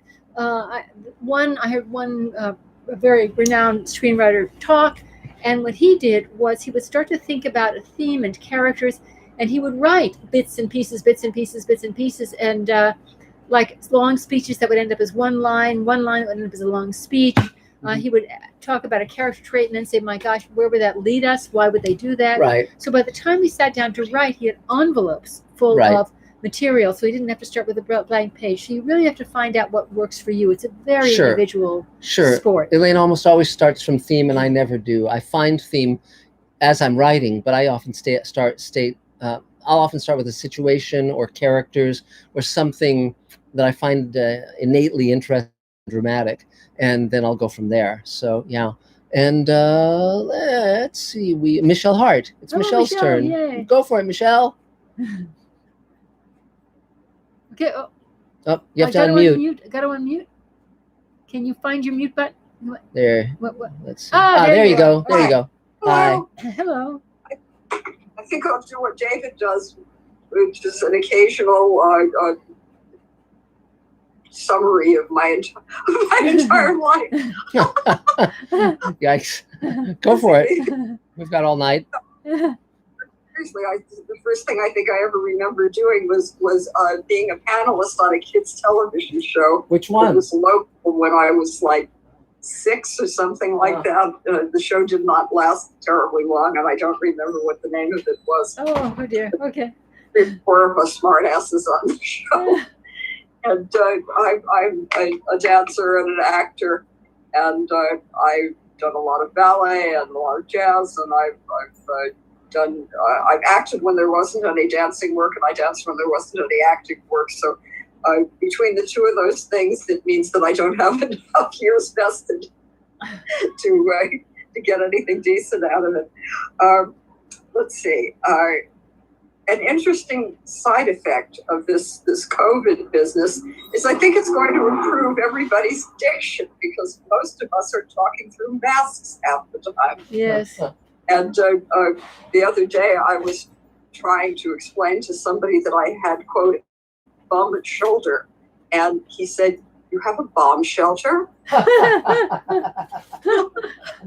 think we're all going to have to work on that. I've watched some of the news people who sound very representative, which is a problem. Let's see. I got a residual check this week that shows that things that I've been doing have been showing up in Germany, Spain, and Portugal. Wow. I got a whole bunch of these all stacked together, which came to a grand total of under $15. They're very old, but it was fun because I would love to see me speaking in foreign languages and see who they used to dub me. I know that the General Hospitals that I did when I was a recurring character on that, playing a spy, Don't ask why there was a spy on General Hospital. But I understand that went to Japan, and I would really like to see me speaking Japanese. There you are. There's that. I love the fact that we have dogs and kids in the Zoom things. Wonderful. I don't know why Judith is upside down, but more interesting than that, I don't know why she's cleaning her fridge because there's going to be a golden retriever visiting. I found that really interesting. Yeah, well, yeah. You know, how much is the dog going to eat, and does he open the fridge and do his own cooking? I did a virtual general interview thing for Alison McBride with the help of Adam Sartain, who videoed me on this, which is good. And for those actors who have gotten this thing, she's asking for really interesting stuff. And something came in today as well from her that I haven't. It was so long and complicated, I have not yet read through the whole thing. But the previous one, she asked for either 2 scenes, or a scene and a monologue, or a scene and a serious scene and a stand-up if you're a comedian. And in addition to that, she wanted a whole speech of who you are and what you think of yourself as, what you want her to know as an actor about you, and the usual face this way, this side, that side. And I always feel like I should have numbers there and it should say wanted. But anyway, it was really interesting because she asked for very complex and specific things, including sort of a do-it-yourself clipboard where you, clapboard, I should say, where you would have your name and height and union membership and all that sort of thing. It's going to be very interesting. And I am following with bated breath, as it were, the discussions of how the productions are going to reopen. I understand shooting over the shoulders and then, you know, linking things together and all that. But I have no idea how they're going to do things like actual love scenes, and actual things where people need to be touching each other. The other end of it that was really peculiar is there's been a big discussion online about the use of background people. And that one thing they're talking about is that many background things will be done with CGI, which of course they're doing already now when you have crowd scenes and all those people in the Coliseum or an army or something like that. But that of course was going to cut into background work. And the other thing was there was a discussion of whether those of us who are over 55 would be suitable for doing background work, because we are now in a fragile category, according to, you know, what they say medically, that we might be more likely to come down with something. And I tried to point out that regardless of who gets elected president, we're electing somebody to be president who is over 70. And so saying that you couldn't be an extra on a set when you're going to have somebody running the world who's over 70 seemed kind of silly to me. That unfortunately sparked a whole discussion of politics, which I didn't intend at all. But everyone's very touchy nowadays. Well, but I'm glad you're bringing this up, because not just in theater, but in all kinds of jobs, we have to determine for ourselves where to stand tough, because people will start taking chances. And I think we have to determine whether those are reasonable chances for us or not reasonable chances, because there's a tremendous push on, you know, other countries clamped down harder and got a better result. We're being a lot more loosey-goosey. And there's desperation and finances to be seen to, but I think we can't be too passive and just say, well, I'm just afraid. I think they're going to be pushing the envelope quite a bit. So I do believe we have to talk to each other and really be sure that we're not being foolish. Well, I certainly believe in as much safety as possible, and as a person who almost put on a mask to do the Zoom meeting tonight, used to doing that when I'm talking to anybody. yeah, I definitely believe in all the proper cautions. And yes, I expect that any time I go into a public place, somebody's going to point a thing at me that gives my temperature, and I'm going to be raft of questions and all of that. But what I'm talking about is the idea that there might be sort of a peremptory thing of saying, oh, we're not going to use anybody who's over a certain age because they're more likely to get COVID.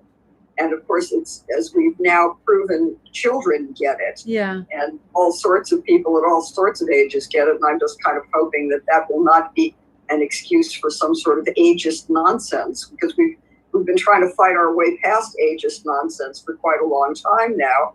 And I know you, Elaine, are working on something that is specifically for older people and about older people.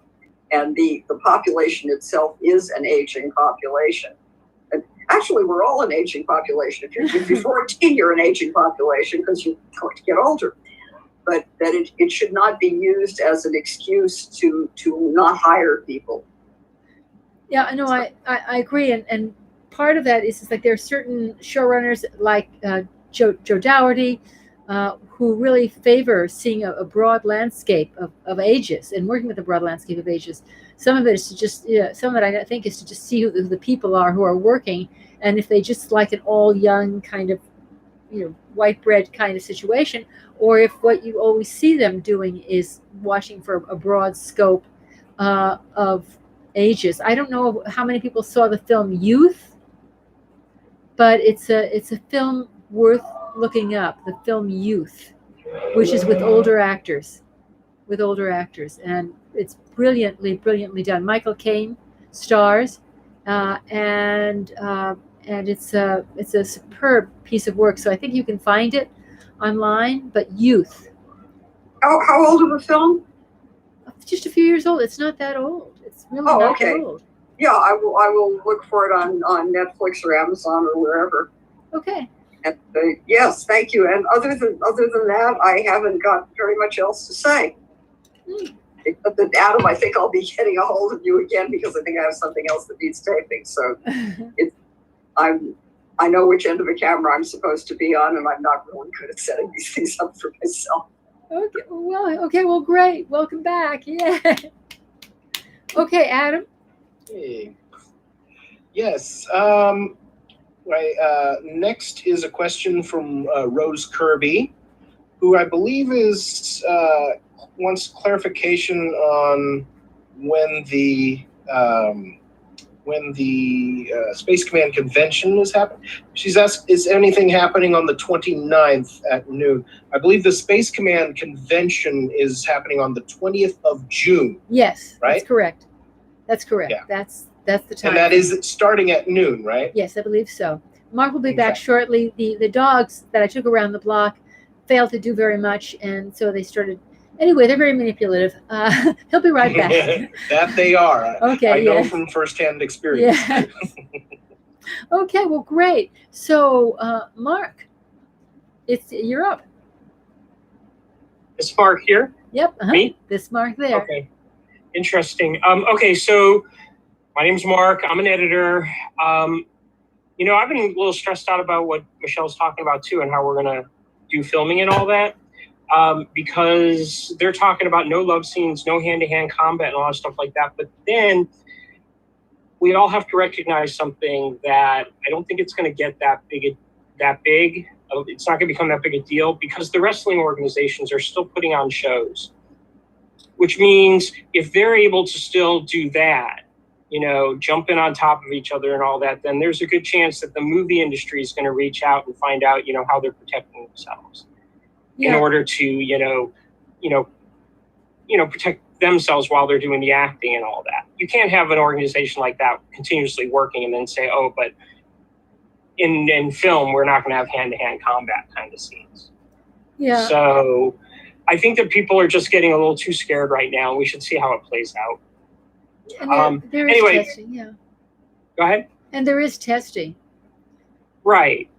So so my name's Mark. I'm an editor. I've been pretty busy lately on a project that Dave Edison hinted me over to, which is great because it means there's constant money coming in at a time when a lot of people are worrying about that. I'm I'm busy, so that's good. I do have a question about how all this stuff is affecting the movie industry that I'm hoping other people might have answers to. I was hoping David Bartlett would still be here because he's dealt with the festivals a lot. But I'm wrapping up my short film now. We're starting to deal with the graphic effects, and then next month I'm going to do sound and music. And the whole idea with a short film is basically you want to play the festival so that, you know, maybe somebody will see your work and you can network with them and all sorts of stuff like that.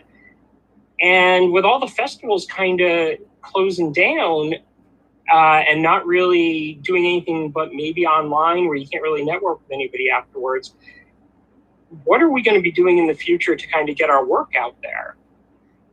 Well, I think remember that the industry has a tremendous amount of money behind it, and there's a lot of money flowing. And so I think that money, I hate to be cynical, but money finds a way.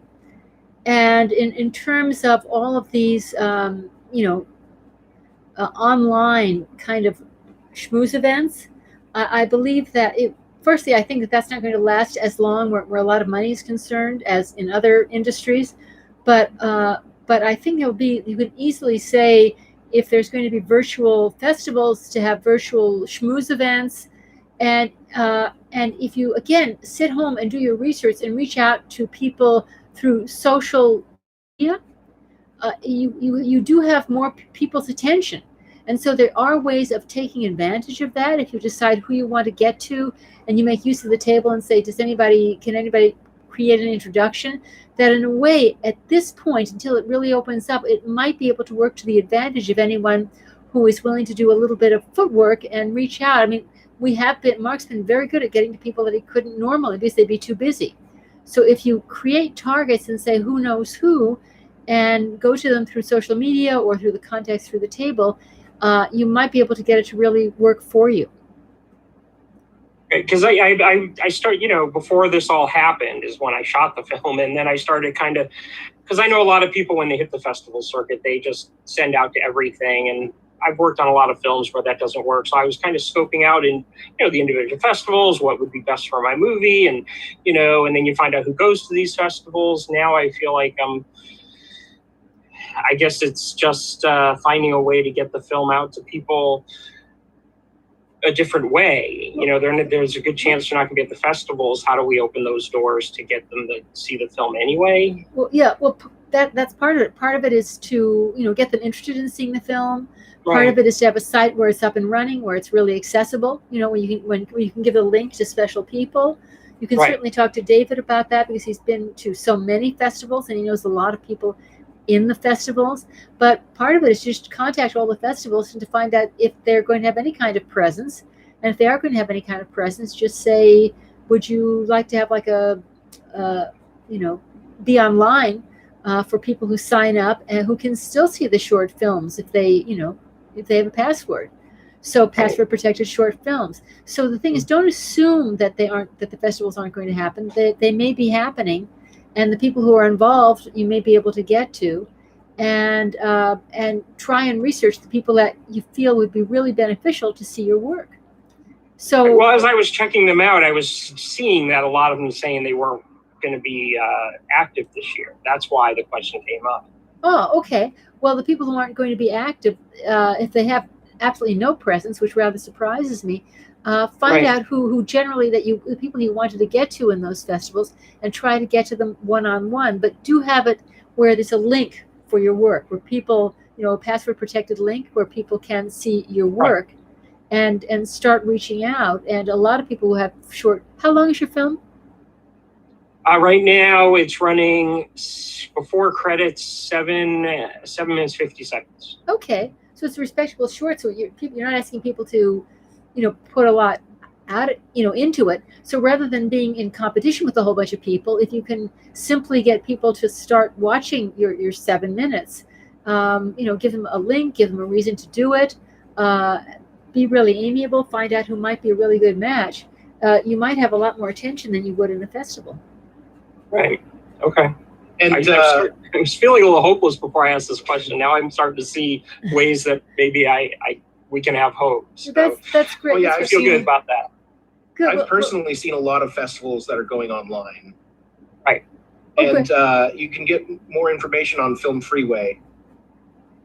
Film Freeway, Right. Thanks. Yeah, I've been looking at a lot of the horror festivals, and then there are a couple of festivals that I know I can get into because I've had films at these festivals before, and I've become friendly with the people who run them and such. And a couple of those aren't going to be running this year, unfortunately. But I'll check out Film Freeway. I haven't actually been to Film Freeway yet because I knew specifically where I wanted to send this to. My deadline is based on Screenfest, so I'm hoping they haven't canceled them yet. So I'm hoping that they're still around. I just started to get a little worried as I start to talk to, because not only my film, but I talk to a lot of people, I edit their projects. And so I've dealt with a lot of festivals too, that, you know, it could be a big deal if we don't have that festival outlet to really kind of get people to see our shorts. Well, the thing is to say, there are other okay, ways to do it. if you can't go through one door, look at the door behind you. You know, see, you should keep the faith. And again, we don't have David Bartlett with us right now, but we have Adam, and you could always contact David Bartlett, who knows a lot of the festivals, and there are some going. But also just see who you can track down, who and put your film up with a password protected link, and try and get as many people as possible to have a look-see. Well, I was also wondering, and Mark's not here, but he keeps talking about how, because people are just kind of in their houses doing nothing, if I could possibly, if there was a way for me to find out the information, would it be wrong for me to just, email people, say, hey, I made this short if you want to check it out? I don't think so, as long as it's not too flat-footed. Mark will be back shortly, very shortly, but no, because it's not just a question of look at my film. Just say why specifically you want them to look at your film, so that because whenever you're making a cold call, you want. Oh, I hear him even now. Whenever you're making a cold call, you want them to as you introduce yourself, let them know that you're not a rube.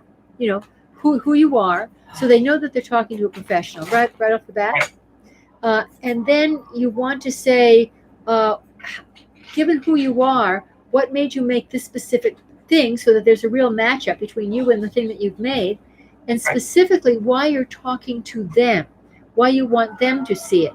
Because if you just say, hey, I want you to see my movie, then you say, well, what's it got to do with me? But if you say, the reason I'd really like you to see it is I saw you do this and this, and I read that you did this, and it just seemed like it'd be a really good fit because I loved what you said, it influenced what I did, and things like that. So again, it's like, who are you?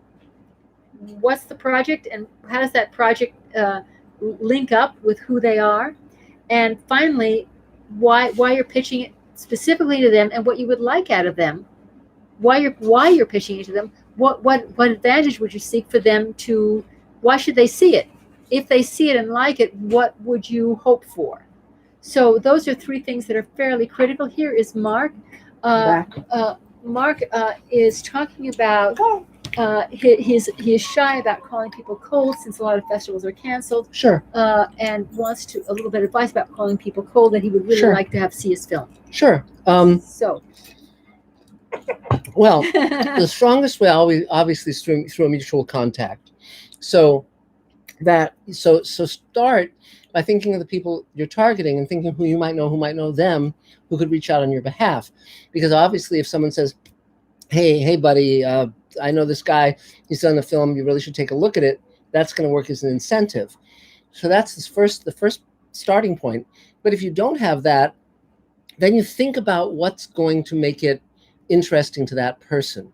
So for instance, I get inundated with emails of people who want me to look at their films, read their novels, read their scripts, blah, blah, blah, and watch their web series. 99.9% of those I don't do because I don't have time. But obviously if it's a friend, if it's someone whose opinion I respect, you have to find the thing that's going to click. Like with Space Command, one of the things that I'm very cognizant of is casting actors that already have a big fan base. Now, in lieu of that, if you want them to look at your zombie film, well, zombies are exciting, and so that's and then what makes this a different kind of zombie film? We just watched that thing with Arnold Schwarzenegger where he's got a zombie daughter, and it was slow and tedious, but your thing is shorter and I'm sure better. 7 minutes, 7 peppy minutes of zombie action, so one comment that everybody's been giving me as I try to get opinions was they've never seen anything like it because I take a different approach. Well, that's great. That's a great comment. But start with one person who loves it, get a blurb from them. I would, if you haven't reached out to Del at Dark Delicacies, I absolutely would, because if he likes it, you can get a blurb from him, and obviously everybody knows who Del is. He runs a whole. I know Del. I'm in his store all the time. I know Del personally. Right. I store all the time. Yeah. So what I would do is I would show it to him, get a blurb from him. And by the way you get a blurb, those who know me know this. If someone says to you, I really loved it, you say, can I use that as a blurb? You don't ask them to write a blurb. You just say, can I use what you just said? Most of the time they'll say yes. And because if I got an email from some strange guy like you who had a thing say 7-minute zombie film, Del says it's the best thing ever made by anyone. Great. Citizen Kane of short zombie films, great, and that would probably make me want to check it out. I mean, with Del, if you reach out to Neil Gaiman or Guillermo or whomever, they're all going to know who Del is. They all frequent that store, so that's where I would start.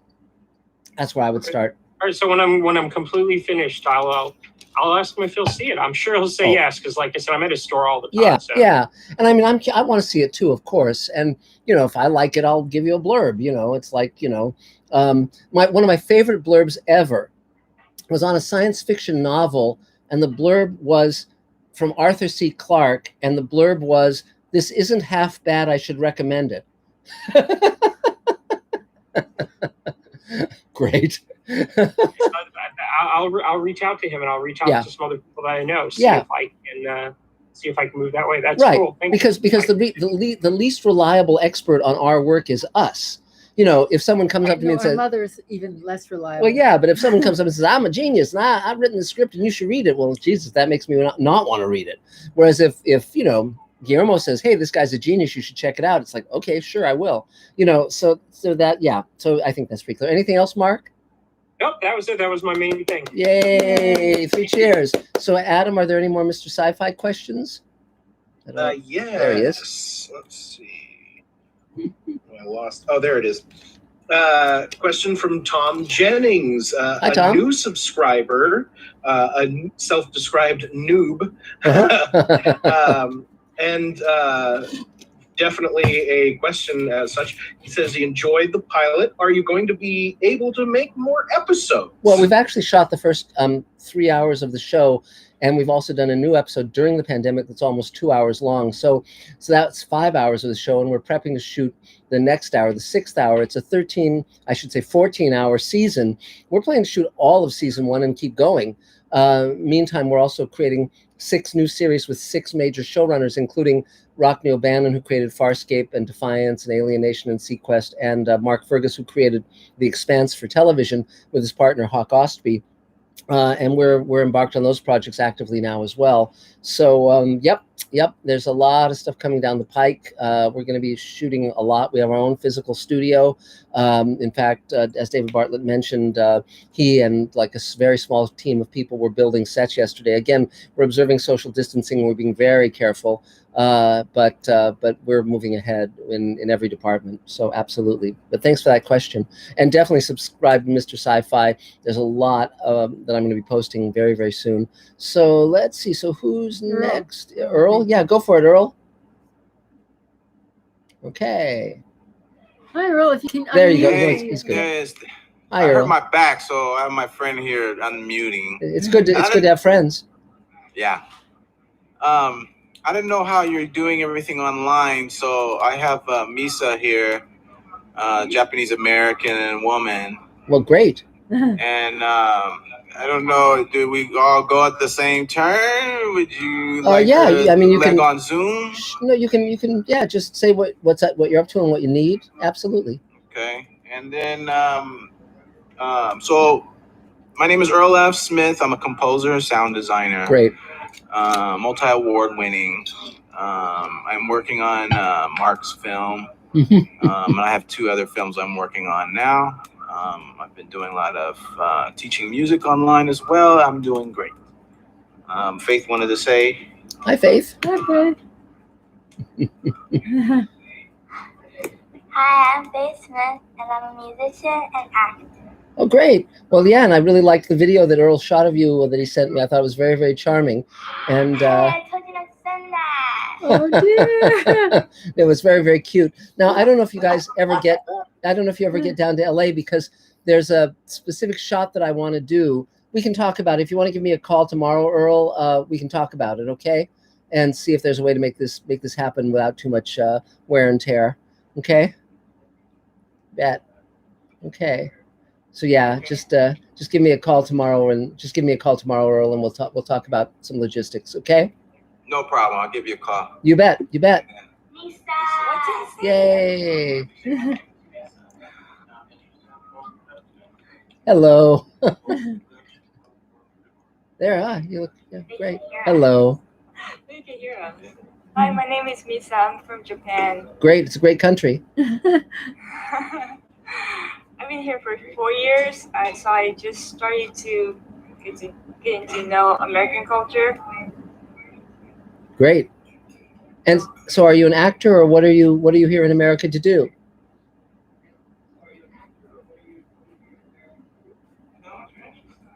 I'm interested in post-production. Ah. Okay. Yeah, but I came here on marriage first, so Uh-huh. yeah, I'm divorced. And what area of post-production interests you?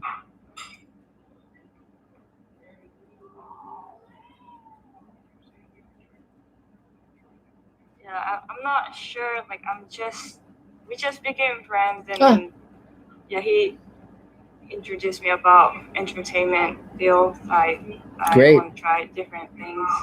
Yeah. Well, as was mentioned earlier, we have our own studio, and we have people working in every aspect of production and post-production. So absolutely, if you want to test the waters by doing something, there's tons of opportunity with what we're doing with Space Command and the other projects we're doing. So you're absolutely welcome to be part of this world of ours. So Earl can tell you all about it. So great. So is there anything else you need right now? That'll be all. Thank you so much. Okay, cheers. Yay. Excellent. So welcome. So Adam, is there another Mr. Sci-Fi question?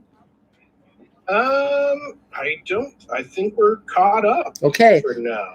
And again, yeah. We got another one. And again, we have the new Space Command episode Ripple Effect, shot entirely during the pandemic, and we're going to be premiering that at our one-day Space Command convention, June 20th. It'll be live streaming with panels and utterly free, and it'll be a wonderful occasion for all of you. So, and for me too. So don't miss it. Be sure to subscribe to Mr. Sci-Fi. So okay, so let's see. So I guess it keeps changing on the screen here. So Arena, I guess we can. Have you had a turn yet? No. Okay, go for it.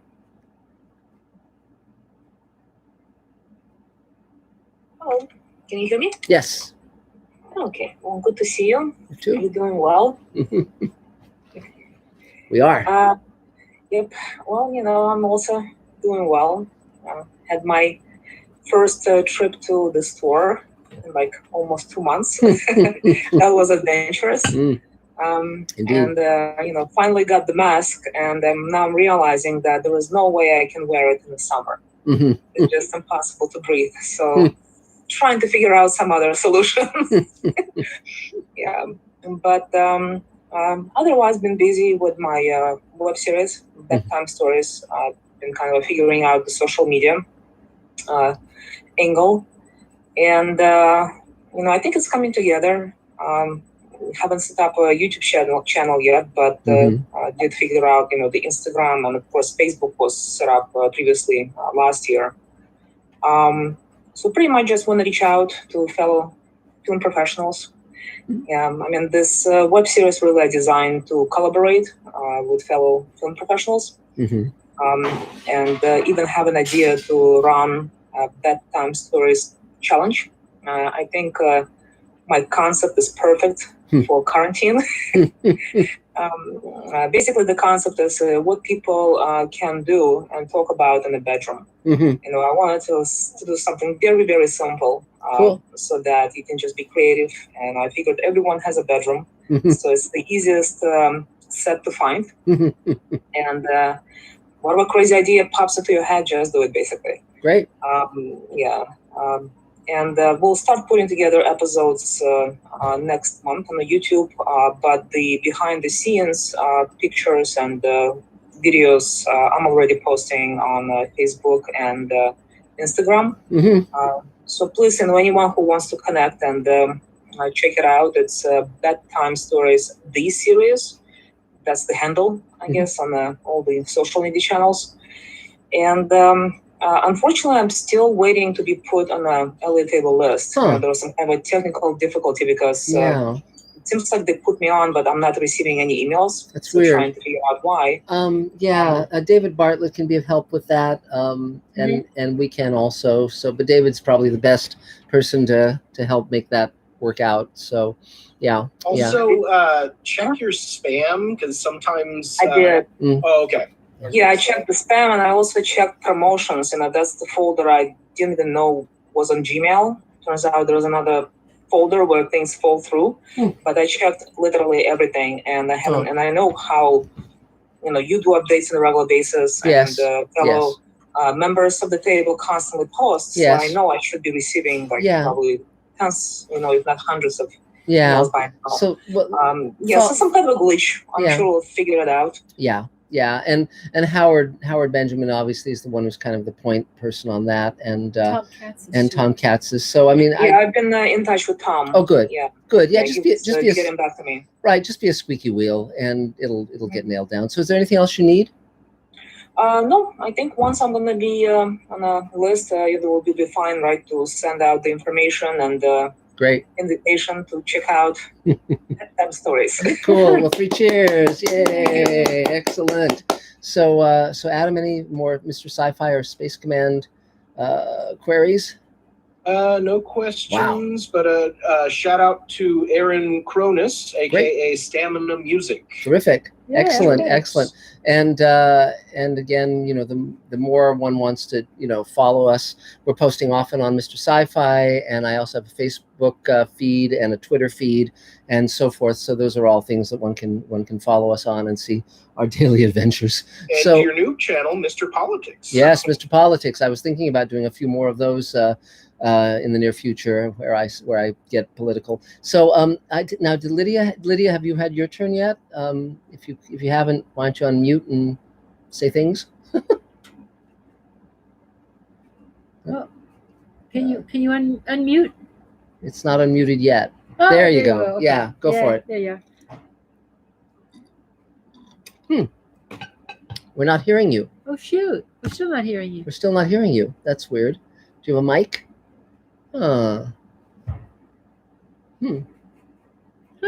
Oops, we can't hear you.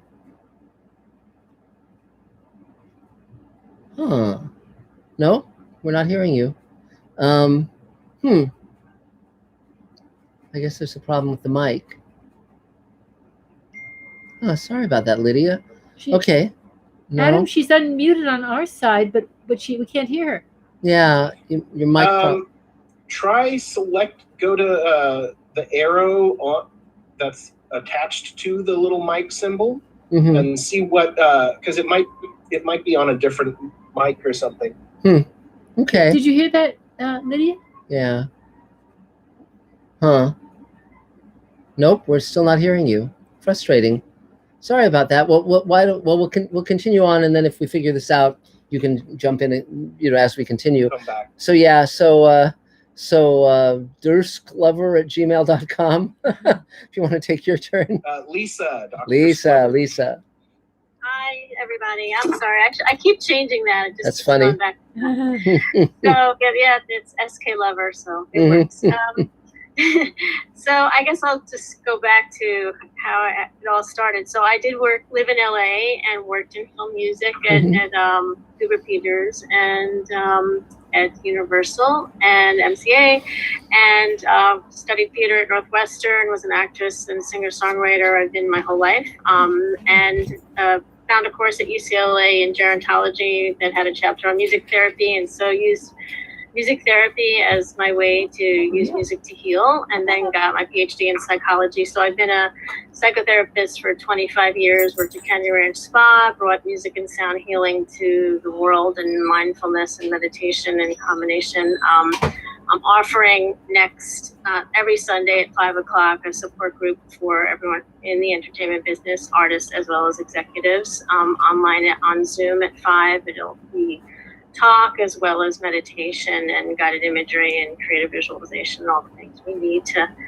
keep things going. I've written a really great song called Throw My Arms Around You, which we're recording tomorrow, about the COVID-19, about how we all want to be able to do that to each other, and a new album coming out, and just I studied theater my whole life, wrote a off-Broadway musical and put myself in it, but I haven't really acted a lot, but I really do want to, I have the bug, I want to get back into my acting, and so I did a little part in a film a year ago, but I'm working, I have new headshots and everything, so I am working on just putting all that together, but music is my main thing, and healing as a therapist, working on the front line with all kinds of crisis stuff right now, and so I'm pretty busy.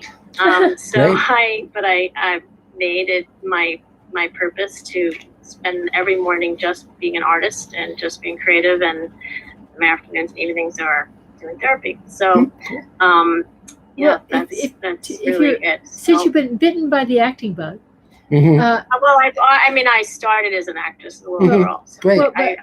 I'm in everything, but I want to get back into getting getting more stuff for real and stuff aside. Everything I have is from when I was much younger. Yes. But given I have a suggestion which may help speed the plow, which is because you have all of this fascinating experience in terms of meditation, dealing with a lot of different people, linked with music, of having a one-person show.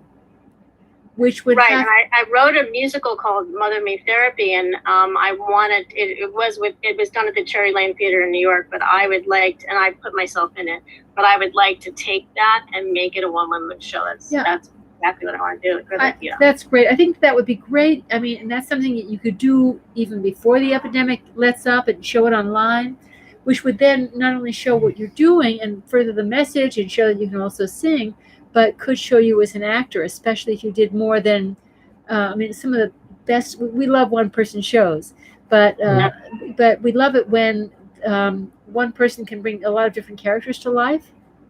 And so it seems like that's kind of a natural, to share that all of those things. And it's about all different vignettes in the therapy process, so I could definitely do both. But I wasn't able to get on the table till just now in terms of letting people know. So I am looking for a really good director to do that with me. So well, that's great, because you can do that online. I mean, you can be directed online. They can be. We've been having a lot of fun with having people in Georgia working with people in Canada, and seeming to be on the same page. So and our DP, who is a lovely guy, he has been helping people light from long distance with Facebook. So when we're asking people when people actors are lighting to work together, to shoot their own scenes. So anybody that needs somebody to act that way, and also I have amazing music. I scored a film about the Arctic. Lots of interspecies, kind of like out there stuff, Mark, that you might like. Fun. The background stuff of whales and dolphins and all kinds of sounds of water that might work for outer space. Great. Anyway, Cool. That's great. Well, thanks. Thank you. Yay. So anything else, Mr. Sci-Fi, etc.? Nope. Well, then I guess our fans are just nodding off. So, so Dave Edison, let's explore the inner workings of your mind. Well, hi everyone. Hope everybody's good. I'm looking up here as usual because there's a screen above this computer. I'm just working on Space Command on this new pandemic episode, which is actually almost 98 minutes. It's 37 and a half. I mean, 97 and a half minutes. Okay. And it's thrill packed. It's fruit flavored. It's in color, and it's a talkie. Mazel tov. So anyway, so just been working on that. Not a lot to report other than that. Been pulling some late hours and a little tired. Could use a little sleep. Getting it done. It's enjoying a cream soda, which you can't get at Marie Callender's. So there you nice go. to have that. And as you mentioned, pants optional. That's nice as well. There you go. Yeah. So tomorrow has nothing to do with being pants optional. There you go. I realize that tomorrow is 30 years since I was on the first of 3 episodes of 30 something. Wow. Wow. Thanks to my friend and great director and writer Joseph Dougherty. Wow. And so tomorrow I'm going to spend most of the day wrapping my head around that. Huh. Well, can you audition for 60 something? Yeah, at this point I can. But yeah, 30 years, as I said, back when I had hair and potential. Well, there you go. So, but meanwhile, it's all Space Command all the time. Yay. And we got a lot of people to talk and about an hour to go. So I'll pass this to the next person. Thanks, everybody. Stay well. Cheers. Thank you, Dave. So so it's Galaxy J7 Refine. If you want to. Is Karen McKenna? Yeah. Karen, go for it. Karen? Yeah. Hi, can you hear me? Yes. Yeah. Oh, yes. Good. Nice. Hi. How are you? We're good. Nice to see everybody. Hi, Mark. Hi, Elaine. Hi, David.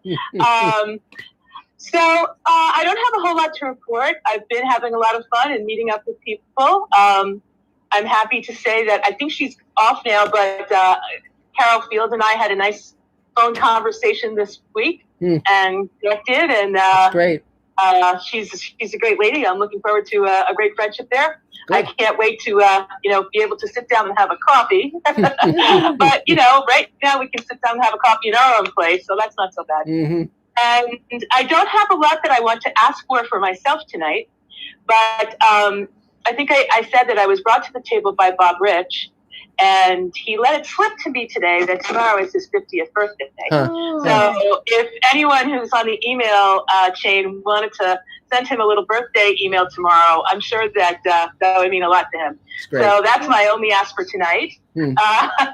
But thank you guys so much. I'm so enjoying being here every week, and can't wait to meet you in person. But I'll wait. Okay. Yay. Thanks a lot. So now I guess oh wait, where no, there's nothing. We do have as we know, Lydia's been having issues with her mic, but yes, she's been sending out text. So good. Apparently she completed the video game for Iron Man. Is that correct? Great. And her son Trevor, Trevor Alexander Payne, worked with George Lucas and is doing well working in Texas now. Wow, that's great. On another secret project. That's very exciting. That's very exciting. Well, terrific. So 3 cheers. Thanks for texting. Always happy to lend a voice to the voices. Yes, and one thing that was mentioned, the person who said they were looking forward to seeing how they sound in Japanese. I remember years ago, I was hired by NBC to write a pilot that we shot in Thailand. And I remember that when Elaine and I checked into our hotel room in Bangkok, I turned on the TV and they were airing a Smurfs episode that I had written in Thai.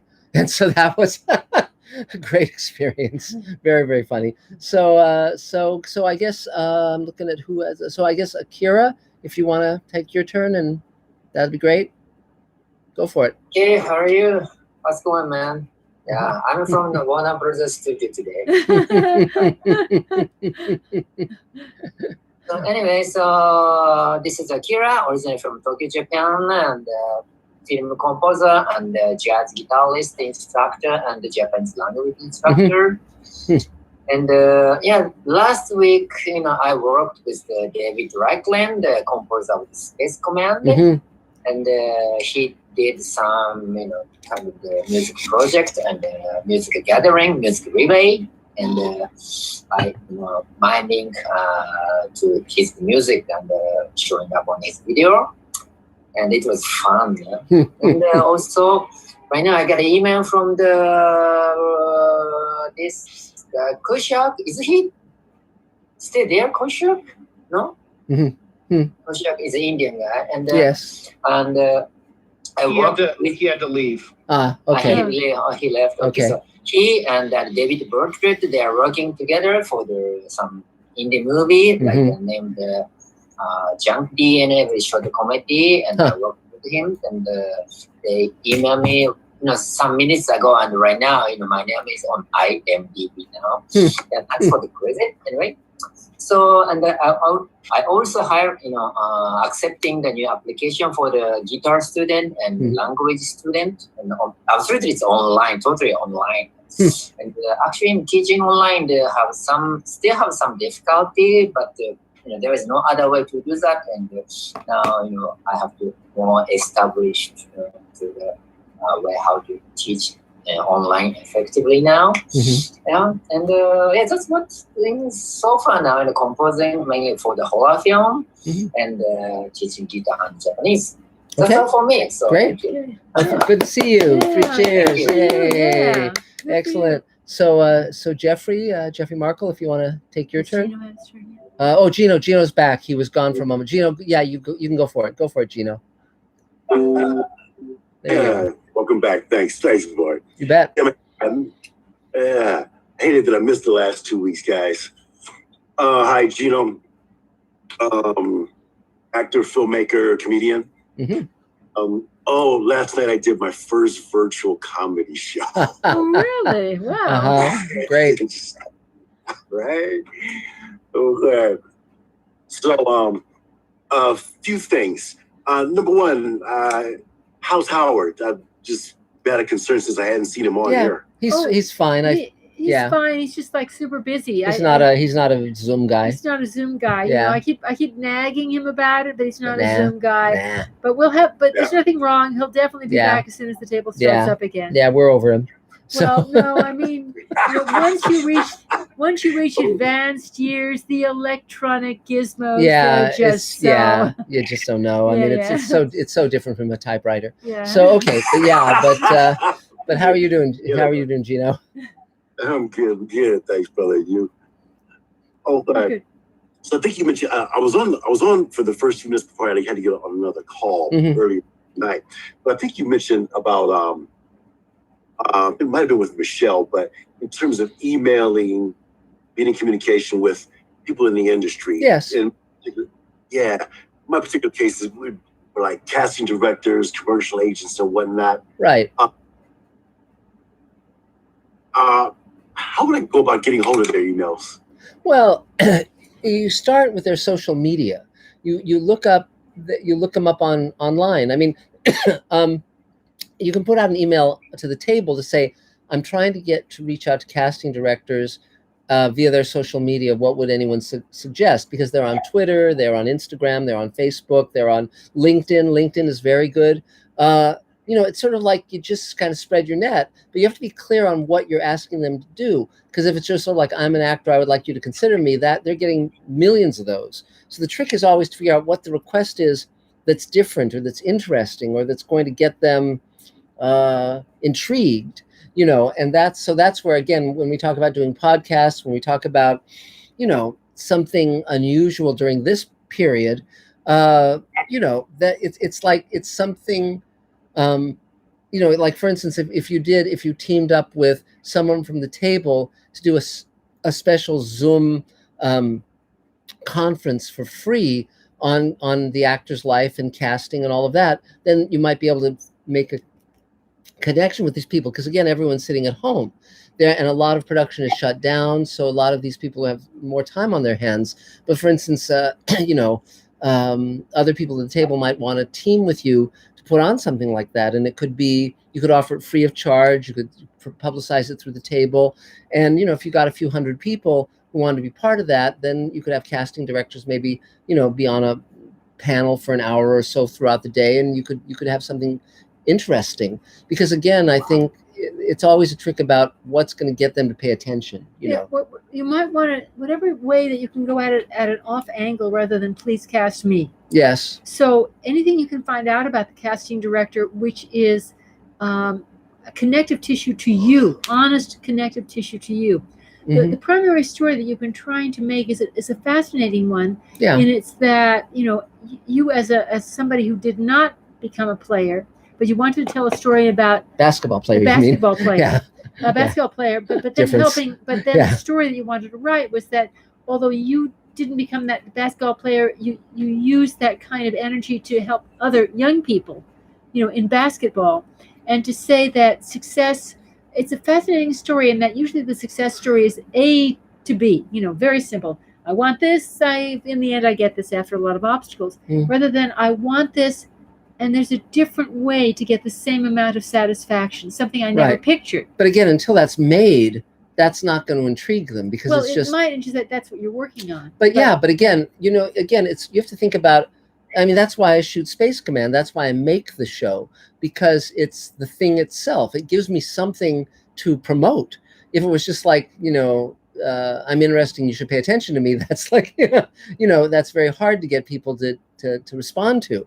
So it's always finding the hook, finding the thing that's, so Mr. Sci-Fi I can use to get attention, Mr. All these different things I'm doing. It's a way of promoting myself, but also creating the work itself. For instance, even doing a table read via Zoom, and reaching out to people who you might want to be part of that. It's intriguing. You just find the thing that's going to be different. And that's often what works. And I know you're trying to make a film of that experience, but there have been some things that started as one-person monologue shows that then became shorts or theatrical presentations that then became films. Yes. And if you wanted to do that as a story, as a one-person story, as a monologue, tell that story, that would show your acting, and it would also show that unusual turn. Yes. If you wanted to do that, because sometimes it's a small piece, grows into a film. Yes. And Billy Bob Thornton, in fact, with the Sling Blade, that's exactly the trajectory where it started out as a small piece, which became a short, which became the actual film. But it was how can you pitch that? How can you pitch Sling Blade? Doesn't that seem like the goofiest thing to be a film? Yeah. But coming from the inside, it drew people to a degree where he got more and more money until he could actually make the movie. So if there's a way for you to turn that into a short monologue, I think that might get people interested in you and as an actor. Yes. Well, and also because basketball isn't happening right now. If you did a thing about basketball, that's, then you put it on YouTube or whatever, and people are kind of like typing in basketball as a search word because they're bored out of their mind, and they find you and they go, oh, this is pretty cool. Let me send it to my friends. And, it's like you find the thing that's going to trigger. And, but it's just, but the main thing is don't say what everybody else is saying, which is I'm an actor. I need to work. Yeah. Again, or that's the same with writers where they say, I've got a script, okay. So, are you using it as a doorstop? Yeah. It's, what's the point? So anything else, Gino? Yeah. And just as you were saying, bringing up, my film, it just dovetails into what I want to talk about next. Sure. Yeah. So I'm just going to put a few things out there. Well, I've been having all the thoughts with regards to, the COVID and dealing with getting my production made, even though it's 2 days. Sure. So some of the thoughts I've had, because when I initially was looking into my liability insurance, they wanted to know, if they were I was going to be looking to shoot it within the next month. And that was like, at the start of the outbreaks. Right. Yeah. Increased rates. Should I have temperature equipment or be able to have people get tested? No one knows how it's going to shake out. It really has put a kibosh on a lot of production. If I were you, I would basically shoot a work in progress of it using Zoom. I would just create something where it wouldn't be the final version, but you just get your actors together on a Zoom thing. Maybe they put in backgrounds of the different settings. You know, you just kind of, you start where you start and you deal with where you are now. And I mean, that's what, like, we were in prep to shoot the fourth hour of Space Command, but that's not possible right now. So while we continue to prep, I came up with an entire episode of Space Command that Elaine and I wrote, and we reached out to our actors and we just shot it. And now we've got this 2-hour episode that that we're going to debut in 4 weeks. It's sort of like, you know, it's sort of like bloom where you're planted. You know, it's sort of like, because right now that short is just talk. If you make a version of it that's done during the pandemic, as best you can, that's something that you can promote. That's something you can exploit. That's something you can utilize as a tool that could lead to you shooting the more refined version once everybody's out of lockdown. You know, so that would be one. If it were me, that's what I would do. I would just like say, okay, let's think about how we can do this imaginatively. Because, for instance, when you go to a stage play, it's not really, you know, set. You know, if it's like Death of a Salesman, okay, it's not. You're not really in, you know, New Jersey or wherever the hell that play is set, but you believe it, knowing the conventions of stage. It's like willing suspension of disbelief. Well, right now on Zoom with all of these constraints, people are going to be willing to be imaginative. So if you say, you know, imagine you're on a basketball court, and then it's just like you and the other actor, and then you play the dialogue, you know, and then, I mean, you come up with ideas for ways to summon up the story. And it's just forward motion, you know. Picture the computer as your proscenium. Yeah, as your stage. Proscenium's like a 19th century word, but as your stage. And I translate for Elaine. But the it's a theater word. Yeah. And but so, you know, I mean, you know, I for myself, I find for myself that if I'm talking about something for too long, it's like, okay, let's get my ass in gear and let's do something, you know. And I got that ad nauseum. Yeah. But I mean, a lot of people don't do things because they're worried that it might not be good enough. Well, but if it's not good enough, do it better. You know, do it again. You know, keep it's like polishing until it is good. Yeah. It's not. You know, people think that a film is something that you sculpt out of marble. It's not. It's something you sculpt out of clay. And as a result, you can keep adding to it and keep refining it and keep changing it. I mean, Dave Edison knows how many times we you know, bother him and change stuff, and that's a daily thing. So I would suggest that, you know, it's fun. Several times a day. Oh yeah. He loves hearing from me. Yeah. So anything else?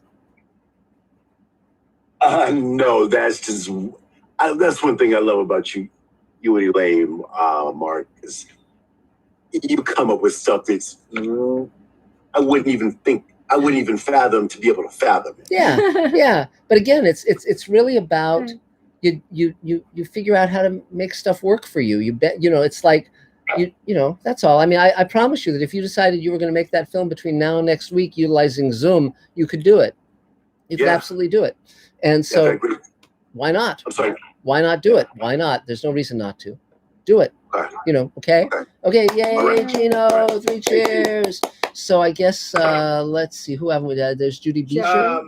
Oh, wait, who was? I think, wasn't Jeff next? Was Jeff next? I guess Jeff next, and then Judy, yeah. Okay, And we have a sci-fi. Oh, good, yeah, go for it, Adam. What's the Mr. Sci-Fi question? Go for it. Yes, we have a great question from Zach. Hi, Zach. Who asks, novelist Brandon Sanderson said he's writing the screenplay for one of his books himself. Great. Do you have any advice for novelists trying to write screenplays? Yes, don't describe living rooms. You know, I know Brandon. He's a great guy, and the main thing to remember with a screenplay, if you're a novelist, is that it's only what you see and hear on the screen. So don't over describe the things in shot descriptions. They'll just skip it. You know, and don't have your dialogue go on too long. Really, it's like writing a 120-page haiku. It's a very lean form. And where most novelists fall afoul of it is they go into way too much detail and they're way too talky. And so so it's just remembering to be brief and succinct and specific. And then he should, yeah. Remember the power of the actor. Yeah. Because it's easy for a new writer to way over describe and to way over talk a thing, and they don't understand that the internal monologue that they usually put on the page is in the face of the actor. And like one of the first things I did in a directing class where I'd written something, or I wrote this wonderful speech for this actor, wonderful speech for how he was feeling, and then I sat down to edit it. And so the actor started this speech, and he gave the first line and a half, and he made the point, and everything after that was gibber, gabber, gabber, gabber. Yeah. And I thought, well, he made the point in the. I Right. didn't need to all Less that is beautiful more. talk. Less is more. Because he was a very good actor in the first line and a half. Yeah. I completely got what was going on. Right. And so I had to cut all my beautiful words, which I'd spent so much time on because the actor was too good. Damn him. So, but then I learned what an actor can convey, and I just shut up. Mm-hmm. Yep. So, okay, great, cool. And it's been said it was requested in the chat that I read Lydia's messages in one of my voices. Sure. And so I'll use one of my very few female voices that I can do. Okay. So great. Here we go. Thank you all. Have a safe Memorial Weekend. I have to go get ready for boating tomorrow and crazy photography at the river. Wow. I used to shoot Girls Gone Wild stuff here at the river. Being a paralegal, getting the forms signed. LOL. Great. Oh, wow. That's great. That's great. Thank you. If Judith Smiley ever gets a loss of her voice, you can jump in. So that'll be great. So Jeffrey Markle, I guess it's your turn. If you want to unmute, there you go. How am I doing? Yeah, you're good. We can hear you. Good evening, everybody. This is just nice to hear all these creative people in such a tough time to be alone. Yes, it is. Yeah. So I'm an actor. Great. I live here in Los Angeles, back in beautiful Studio City. Voiceover artist. And making my, been an actor for over 50 years. Mm. Making my living since the early 90s and making my living in television and film since about 2006. Great. I'm a long-term friend and associate of editor extraordinaire Dave Edison. Yay. I just gotta say, during this time, I've accomplished spring cleaning that I've wanted to do for years. My house has never been so clean. I'm an avid golfer, and being stuck in here, I've built a 4-hole miniature golf course in my house. Wow. So it keeps me entertained. I'm coming up. I'm on the season finale of Black Monday on Showtime with Don Cheadle. That's great. It was supposed to air in early this month, I believe around the 10th, but Showtime's stretching the season out, so it's now airing on July 19th. I've got a feature film in post-production, the beta test, and a pilot that is being pitched that I can't say much about other than I play Moses. That's great. That's great. So is there anything you need? No, people can look up my website. In fact, all my websites, my personal website, jeffreymarkle.com, Actors Access, all that. If you look up some of all my clips, once again, are edited by Dave Edison. Yay. Great. Well, 3 cheers. Okay. Well, great. Yay. 3 cheers, Jeffrey. And I got to tell you, I've known Jeff for a long time through a bunch of different things and a bunch of different looks and hair color. And he's one of those guys who you know his face. He pops up every so often on. He had several recurring role on Parks and Recreation and other stuff, and he's damn good at what he does. So it's good to know him. Great, Yay. great. Well, thank you, Dave. Thank Thank you. Yeah. And Jeff, you should say, can I look better because of Dave's work. Yes, yes, we all do. We all do. So, so Judy, do you want to go, and then we'll do you, Nick? Sure. Hi, everyone. I couldn't find the code to get in for tonight. I know. I was looking forward to it. But I'm glad I'm here to see everyone. I'm in New York City. If whoever doesn't know, this is kind of late here, and it's been interesting in New York City. But yeah, I've been keeping really busy. I had an audition for the national tour, the lead of the national tour of Tootsie. Cool. The first national tour of Tootsie, for the lead female character. And I've never auditioned for musical theater before. I'm a singer and I'm an actress. And I always thought it would be really fun to do musical theater, but I've never ever done musical theater. So it was probably one of the hardest auditions I've ever had in my life. Wow. It was 16 pages, Wow. 2 songs in 2 octaves. Wow. And it took me literally the entire week, working every single day, all day long, the entire week. Wow. And I sent stuff to Bonnie because I was freaking out because I can't sing 2 octaves. You know, I'm not trained in musical theater, but I got a lot of support, and it was a really fabulous exercise that I can do. I can do it. If I want to do musical theater, I can do musical theater. Yeah, okay. So I'm proud of what I put together, and we'll see what happens. It's in the hands of the gods now. Well, that's great. So I did that, and I've been on fire. I've like all those things and that I've wanted to do, but I've never had the time to do because I'm traveling all around the world in France and in here.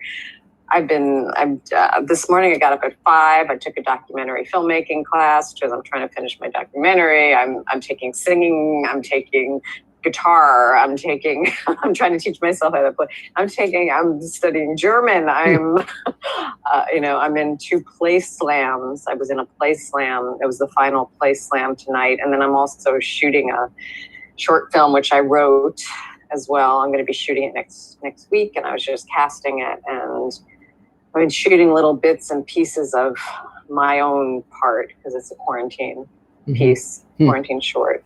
So I've been working on that.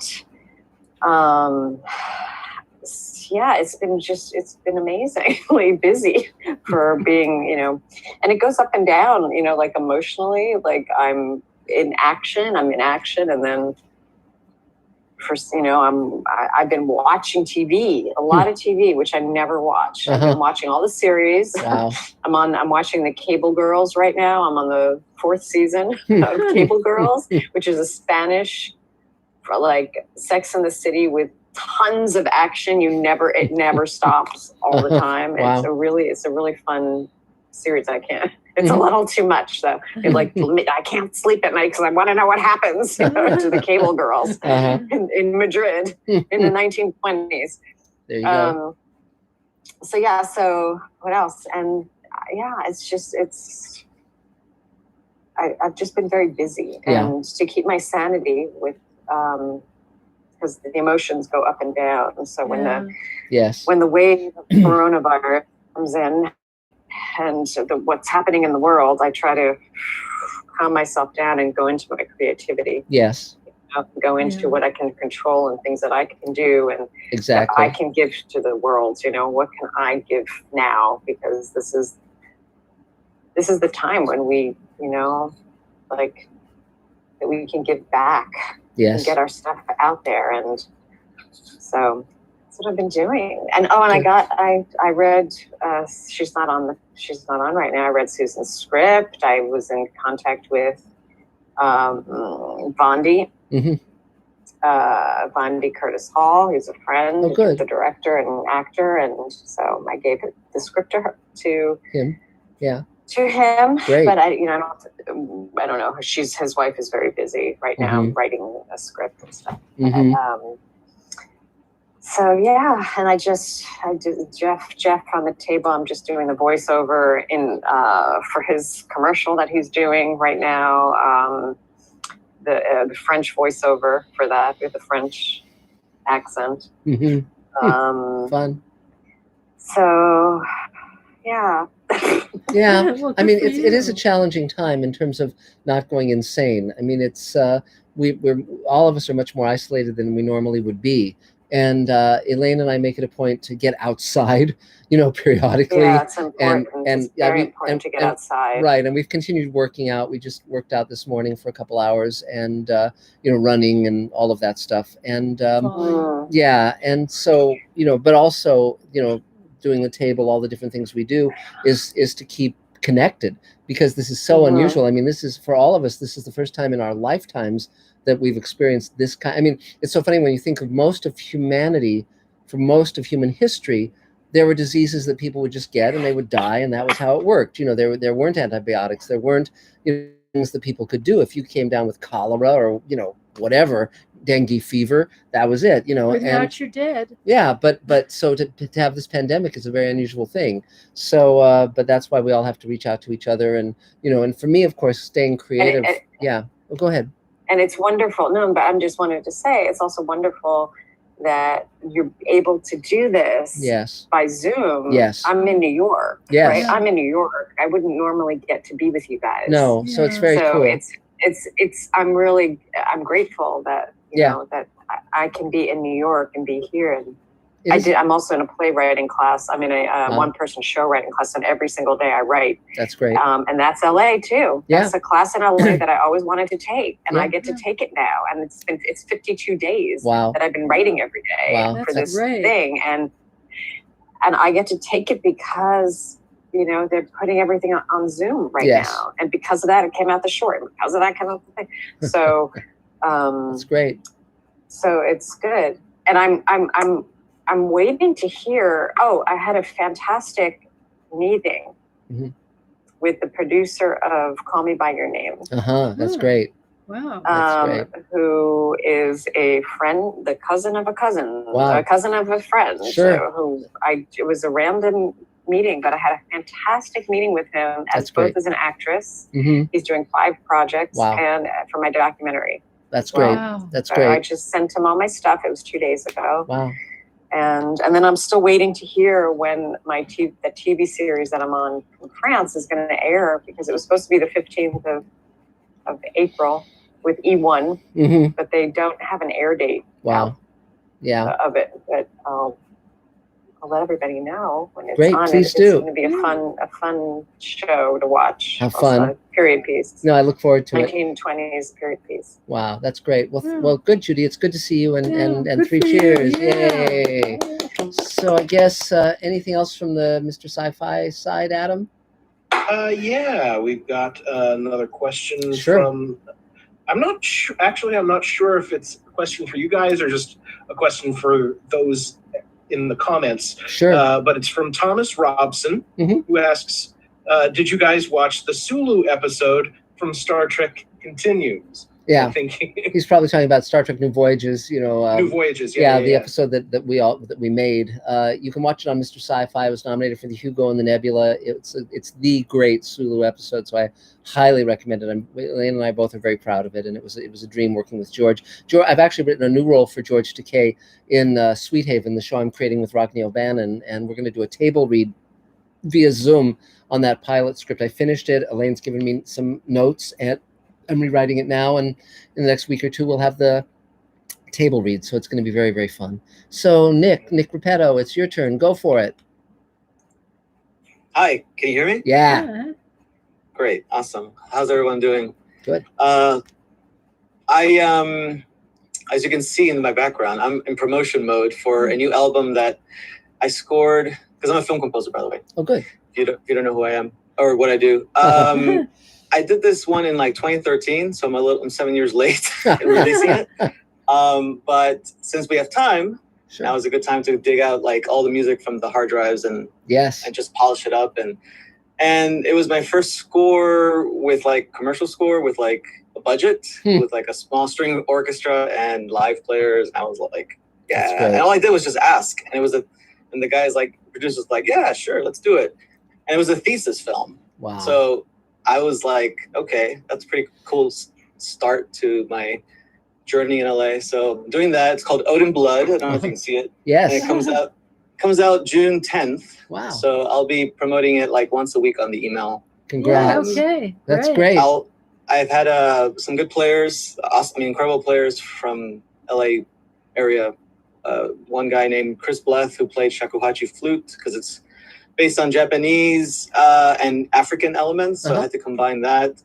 And then he played on Agents of S.H.I.E.L.D., and I had M.B. Gordy who played on The Walking Dead and a bunch of other great musicians. It's great. So I'll be releasing that on Apple Music and Spotify on that date. Other than that, I have 2 feature films I'll be scoring in this next few months, so I'll be busy with that. And other than that, I am just happy to see everybody. And and one thing I want to mention to the composers out there, because I also run a forum for composers called Perspective. Great. If you haven't joined, you should join. It's really awesome. One cool thing which I want you guys to try, the composers, is there's a company called Spitfire Audio who teamed up with HBO, and they're giving away like $20,000 worth of musical instruments, computer-wise. And all you have to do is score a scene from Westworld. Wow. Season 5. Wow. Or no, sorry, season 3, episode 5. Wow, that's cool. So if you want to, it's like a 4-minute action scene. It's a car chase scene. You should really check it out. It's open to any age, any race, whatever. Wow. It's totally a cool way to score something like of the highest professional quality. Wow. So check that out. I'll put a link on the chat and with some info as well. So Great. Well, congratulations. Thanks a lot. Yay. Nice seeing you. Yay, Nick. So, Adam, any more Sci-Fi, Mr. Space Command? Nope. No, okay. Nope. No. Okay. Absolutely. So Beta, if you're around. Dave? Did you get Dave? We did Dave. Yeah. So David, Beta, are you? And we did you, David Goldenholzer? Did we not? Have you already turned? Yes. Yeah, okay. So Beta, are you there? Or are you? Yes. I am here. Go for it. Okay. Hello. Hi, I'm Vita. I'm David Bartlett's assistant. There you are. And I'm also an actor, a singer, a dancer. I do stand-up. I do anything.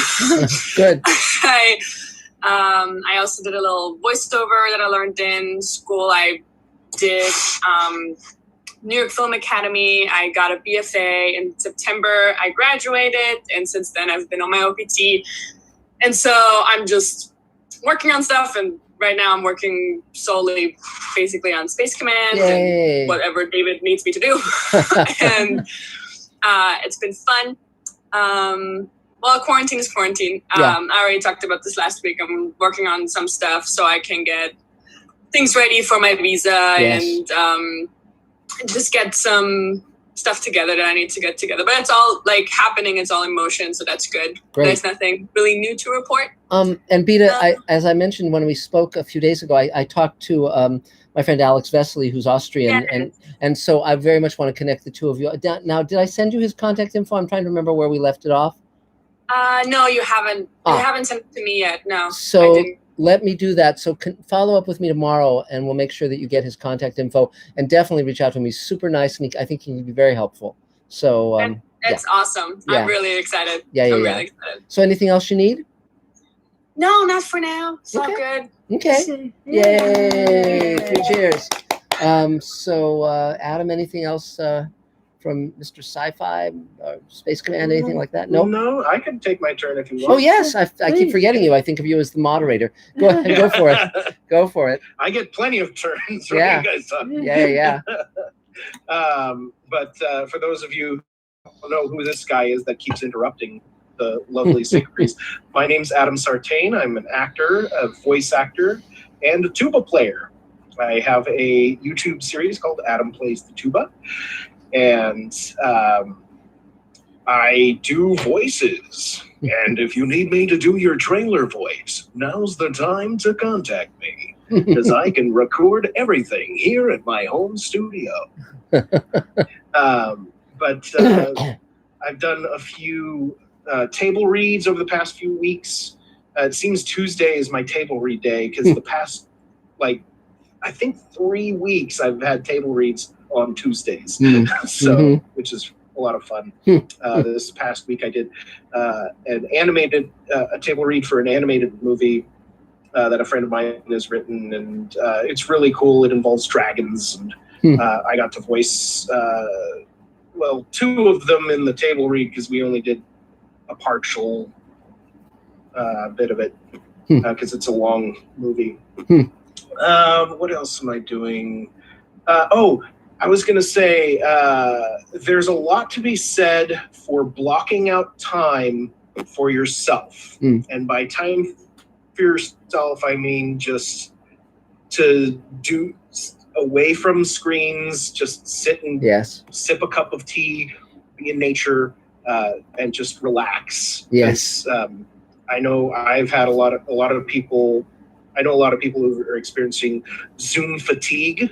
Yes. Which is a real thing. Yes. And, but it's just in this time, it's definitely very good to take some time for ourselves, and mental health time is always good. Great. That sounds great. Yes. Anything else you need, Adam? I mean, voiceover. I need to book a voiceover gig. I've got plenty of auditions. Yes. I just did 3 auditions today. Right. Oh, good for you. One for a Gatorade commercial. Oh, and doesn't get better. Yeah. Right. Yeah, that's But a good beverage. I haven't booked anything yet. So Yes. Well, during the audition, you can say to them, "You should hire me." There you go. That's what, I'll type that into the. Yes. Yes. When I was in grammar school, I once wrote about a story about going leopard hunting with my dad, and which I never did actually. But I remember in the story I said, "And here's the exciting part." So, which is something I should use now as a writer, I think. Well, but in terms of booking, I am not familiar with the world, but so many of our people have done voiceover successfully. You might just send out a mass email and say, "What did you do that worked?" Was there something you did that worked that you could put your finger on, as opposed to the stuff that didn't work? Was there some sort of trick that you finally said, "Oh, now I'm booking because I blah blah blah," or if it's just a matter of chance? But you might find out if there's one of those things where they passed over a boundary. I'll have to message the famous or infamous Joel Oakman. Joe Ockman. He's great. He's And great. He's a sweetie. Yeah, he's a terrific guy. Cool. That sounds great. So anything else, Adam? No, that's it. Yay! So now we go to, I think we've done everyone on the screen, right? So now it's Elaine, wonderful Elaine. Yay! Well, Mark, you did write one line in the original Space Command script when something really exciting CGI happened. You could the cool shot. Yes, that's fun. That's really fun. So go for it, Elaine. No, nothing new. Just plugging away, working with Mark on the Space Command ripple effect. Yes, yeah, ripple effect, and writing your mob script. And writing. No, I finished giving notes to my friend for the mob. You wrote script. A draft of it, Elaine. Yeah, and and so, but I find that. I tend to be, we're both a little OCD, as you may know. I'm not as OCD as he is, but I am OCD. And so he gave me a book as a gift to read. And how long did it take me? Like 3 days? 3 days, yeah. 3 days. There's a wonderful movie called Enchanted April that I highly recommend to everyone, particularly when you're in lockdown. It's a great film. It's about 4 women who decide to go on a vacation in Italy in the 1920s from England. It's a wonderful film, and it's based on a book that was actually published in 1923, written by Elizabeth von Arnim. And so I've read the book, which I enjoyed very much. So I went on eBay, bought a first edition of it, and gave it to Elaine as a present. And so she sat down and read it. Toot sweet. Huh? Yeah, really fun. That's one thing about the COVID epidemic. You just read it through. Yes. And I'm not that fast to read here, but yes. So I'm just going from thing to thing, and now there are 2 screenplays that are almost finished that have been really bothering me that I'm about to dip back into, because if one thing saves us, it's the creative voice inside our heads. It's a creative process, and that's one of the things that really keeps us going. Yes. So that's about it for me. Yeah. And so it's lovely to meet up with everybody on a Thursday evening. Great. Yay. So now it's me, wonderful me. And a lot of it I've covered over the course of this evening. So as you know, we're completing Ripple Effect, which is the pandemic episode and it's got an amazing lineup of stars, because I had the idea that all these actors are just sitting at home. So it's got Mike Harney of Orange is the New Black and Project Blue Book. It's got Bob Picardo of Star Trek Voyager, Doug Jones of Star Trek Discovery, Bill Mumy of Lost in Space and Babylon 5, Mira Furlan of Babylon 5, Armin Shimmerman of Deep Space Nine and Buffy, and it's got Christina Moses of A Million Little Things. These are lead actors. Gosh, and Ethan McDowell and Brian McClure and all of our regular Space Command characters. It runs almost 2 hours. By the time we're done, it might be 2 hours. And Barbara Bain. Barbara Bain is someone we've been talking to about shooting a scene. Yeah, but she was on Space 1999 and Mission Impossible, and amazing actress. And meantime, as I say, I've been working on the Sweet Haven pilot. That'll be completed. The rewrite will be completed in the next few days. And we're working on the Space Command graphic novel. We're just about done with the audio play now that we've dropped Neil deGrasse Tyson into it. And, so by tomorrow, we should have almost all of the footage for Ripple Effect. We're getting the Spanish language stuff in tomorrow. And, it's really a thrill. And we're going to have the Space Command convention June 20th, and that's going to be great online. And it just keeps going. We're getting the Space Command store up and running because we got a ton of Space Command products that are available to fans.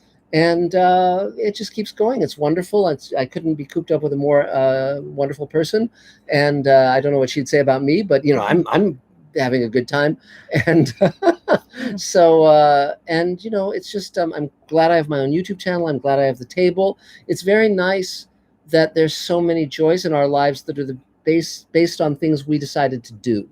And so again, if there's something you want to do, if there's some way you want to reach out and make the world better, do it. I mean, it's we only watch television when we take a lunch break, and in the evening we'll decompress by watching a TV show or a movie. But we do not watch TV during the day. We work, and we try to take the weekends off. But we don't consider this a vacation. We consider this an opportunity to create more work of quality, and that's very much what we're embarked upon.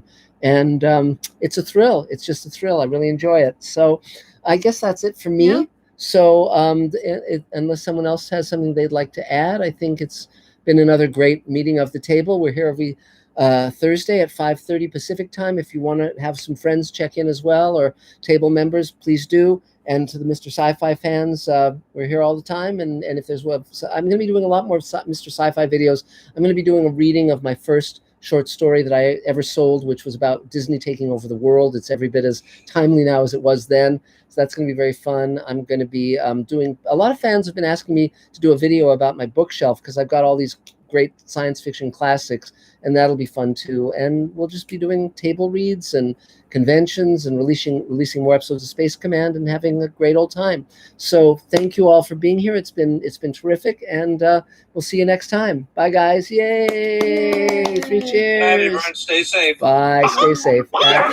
Good night, everybody. Good night, folks. Care. Good night. Good night. Bye.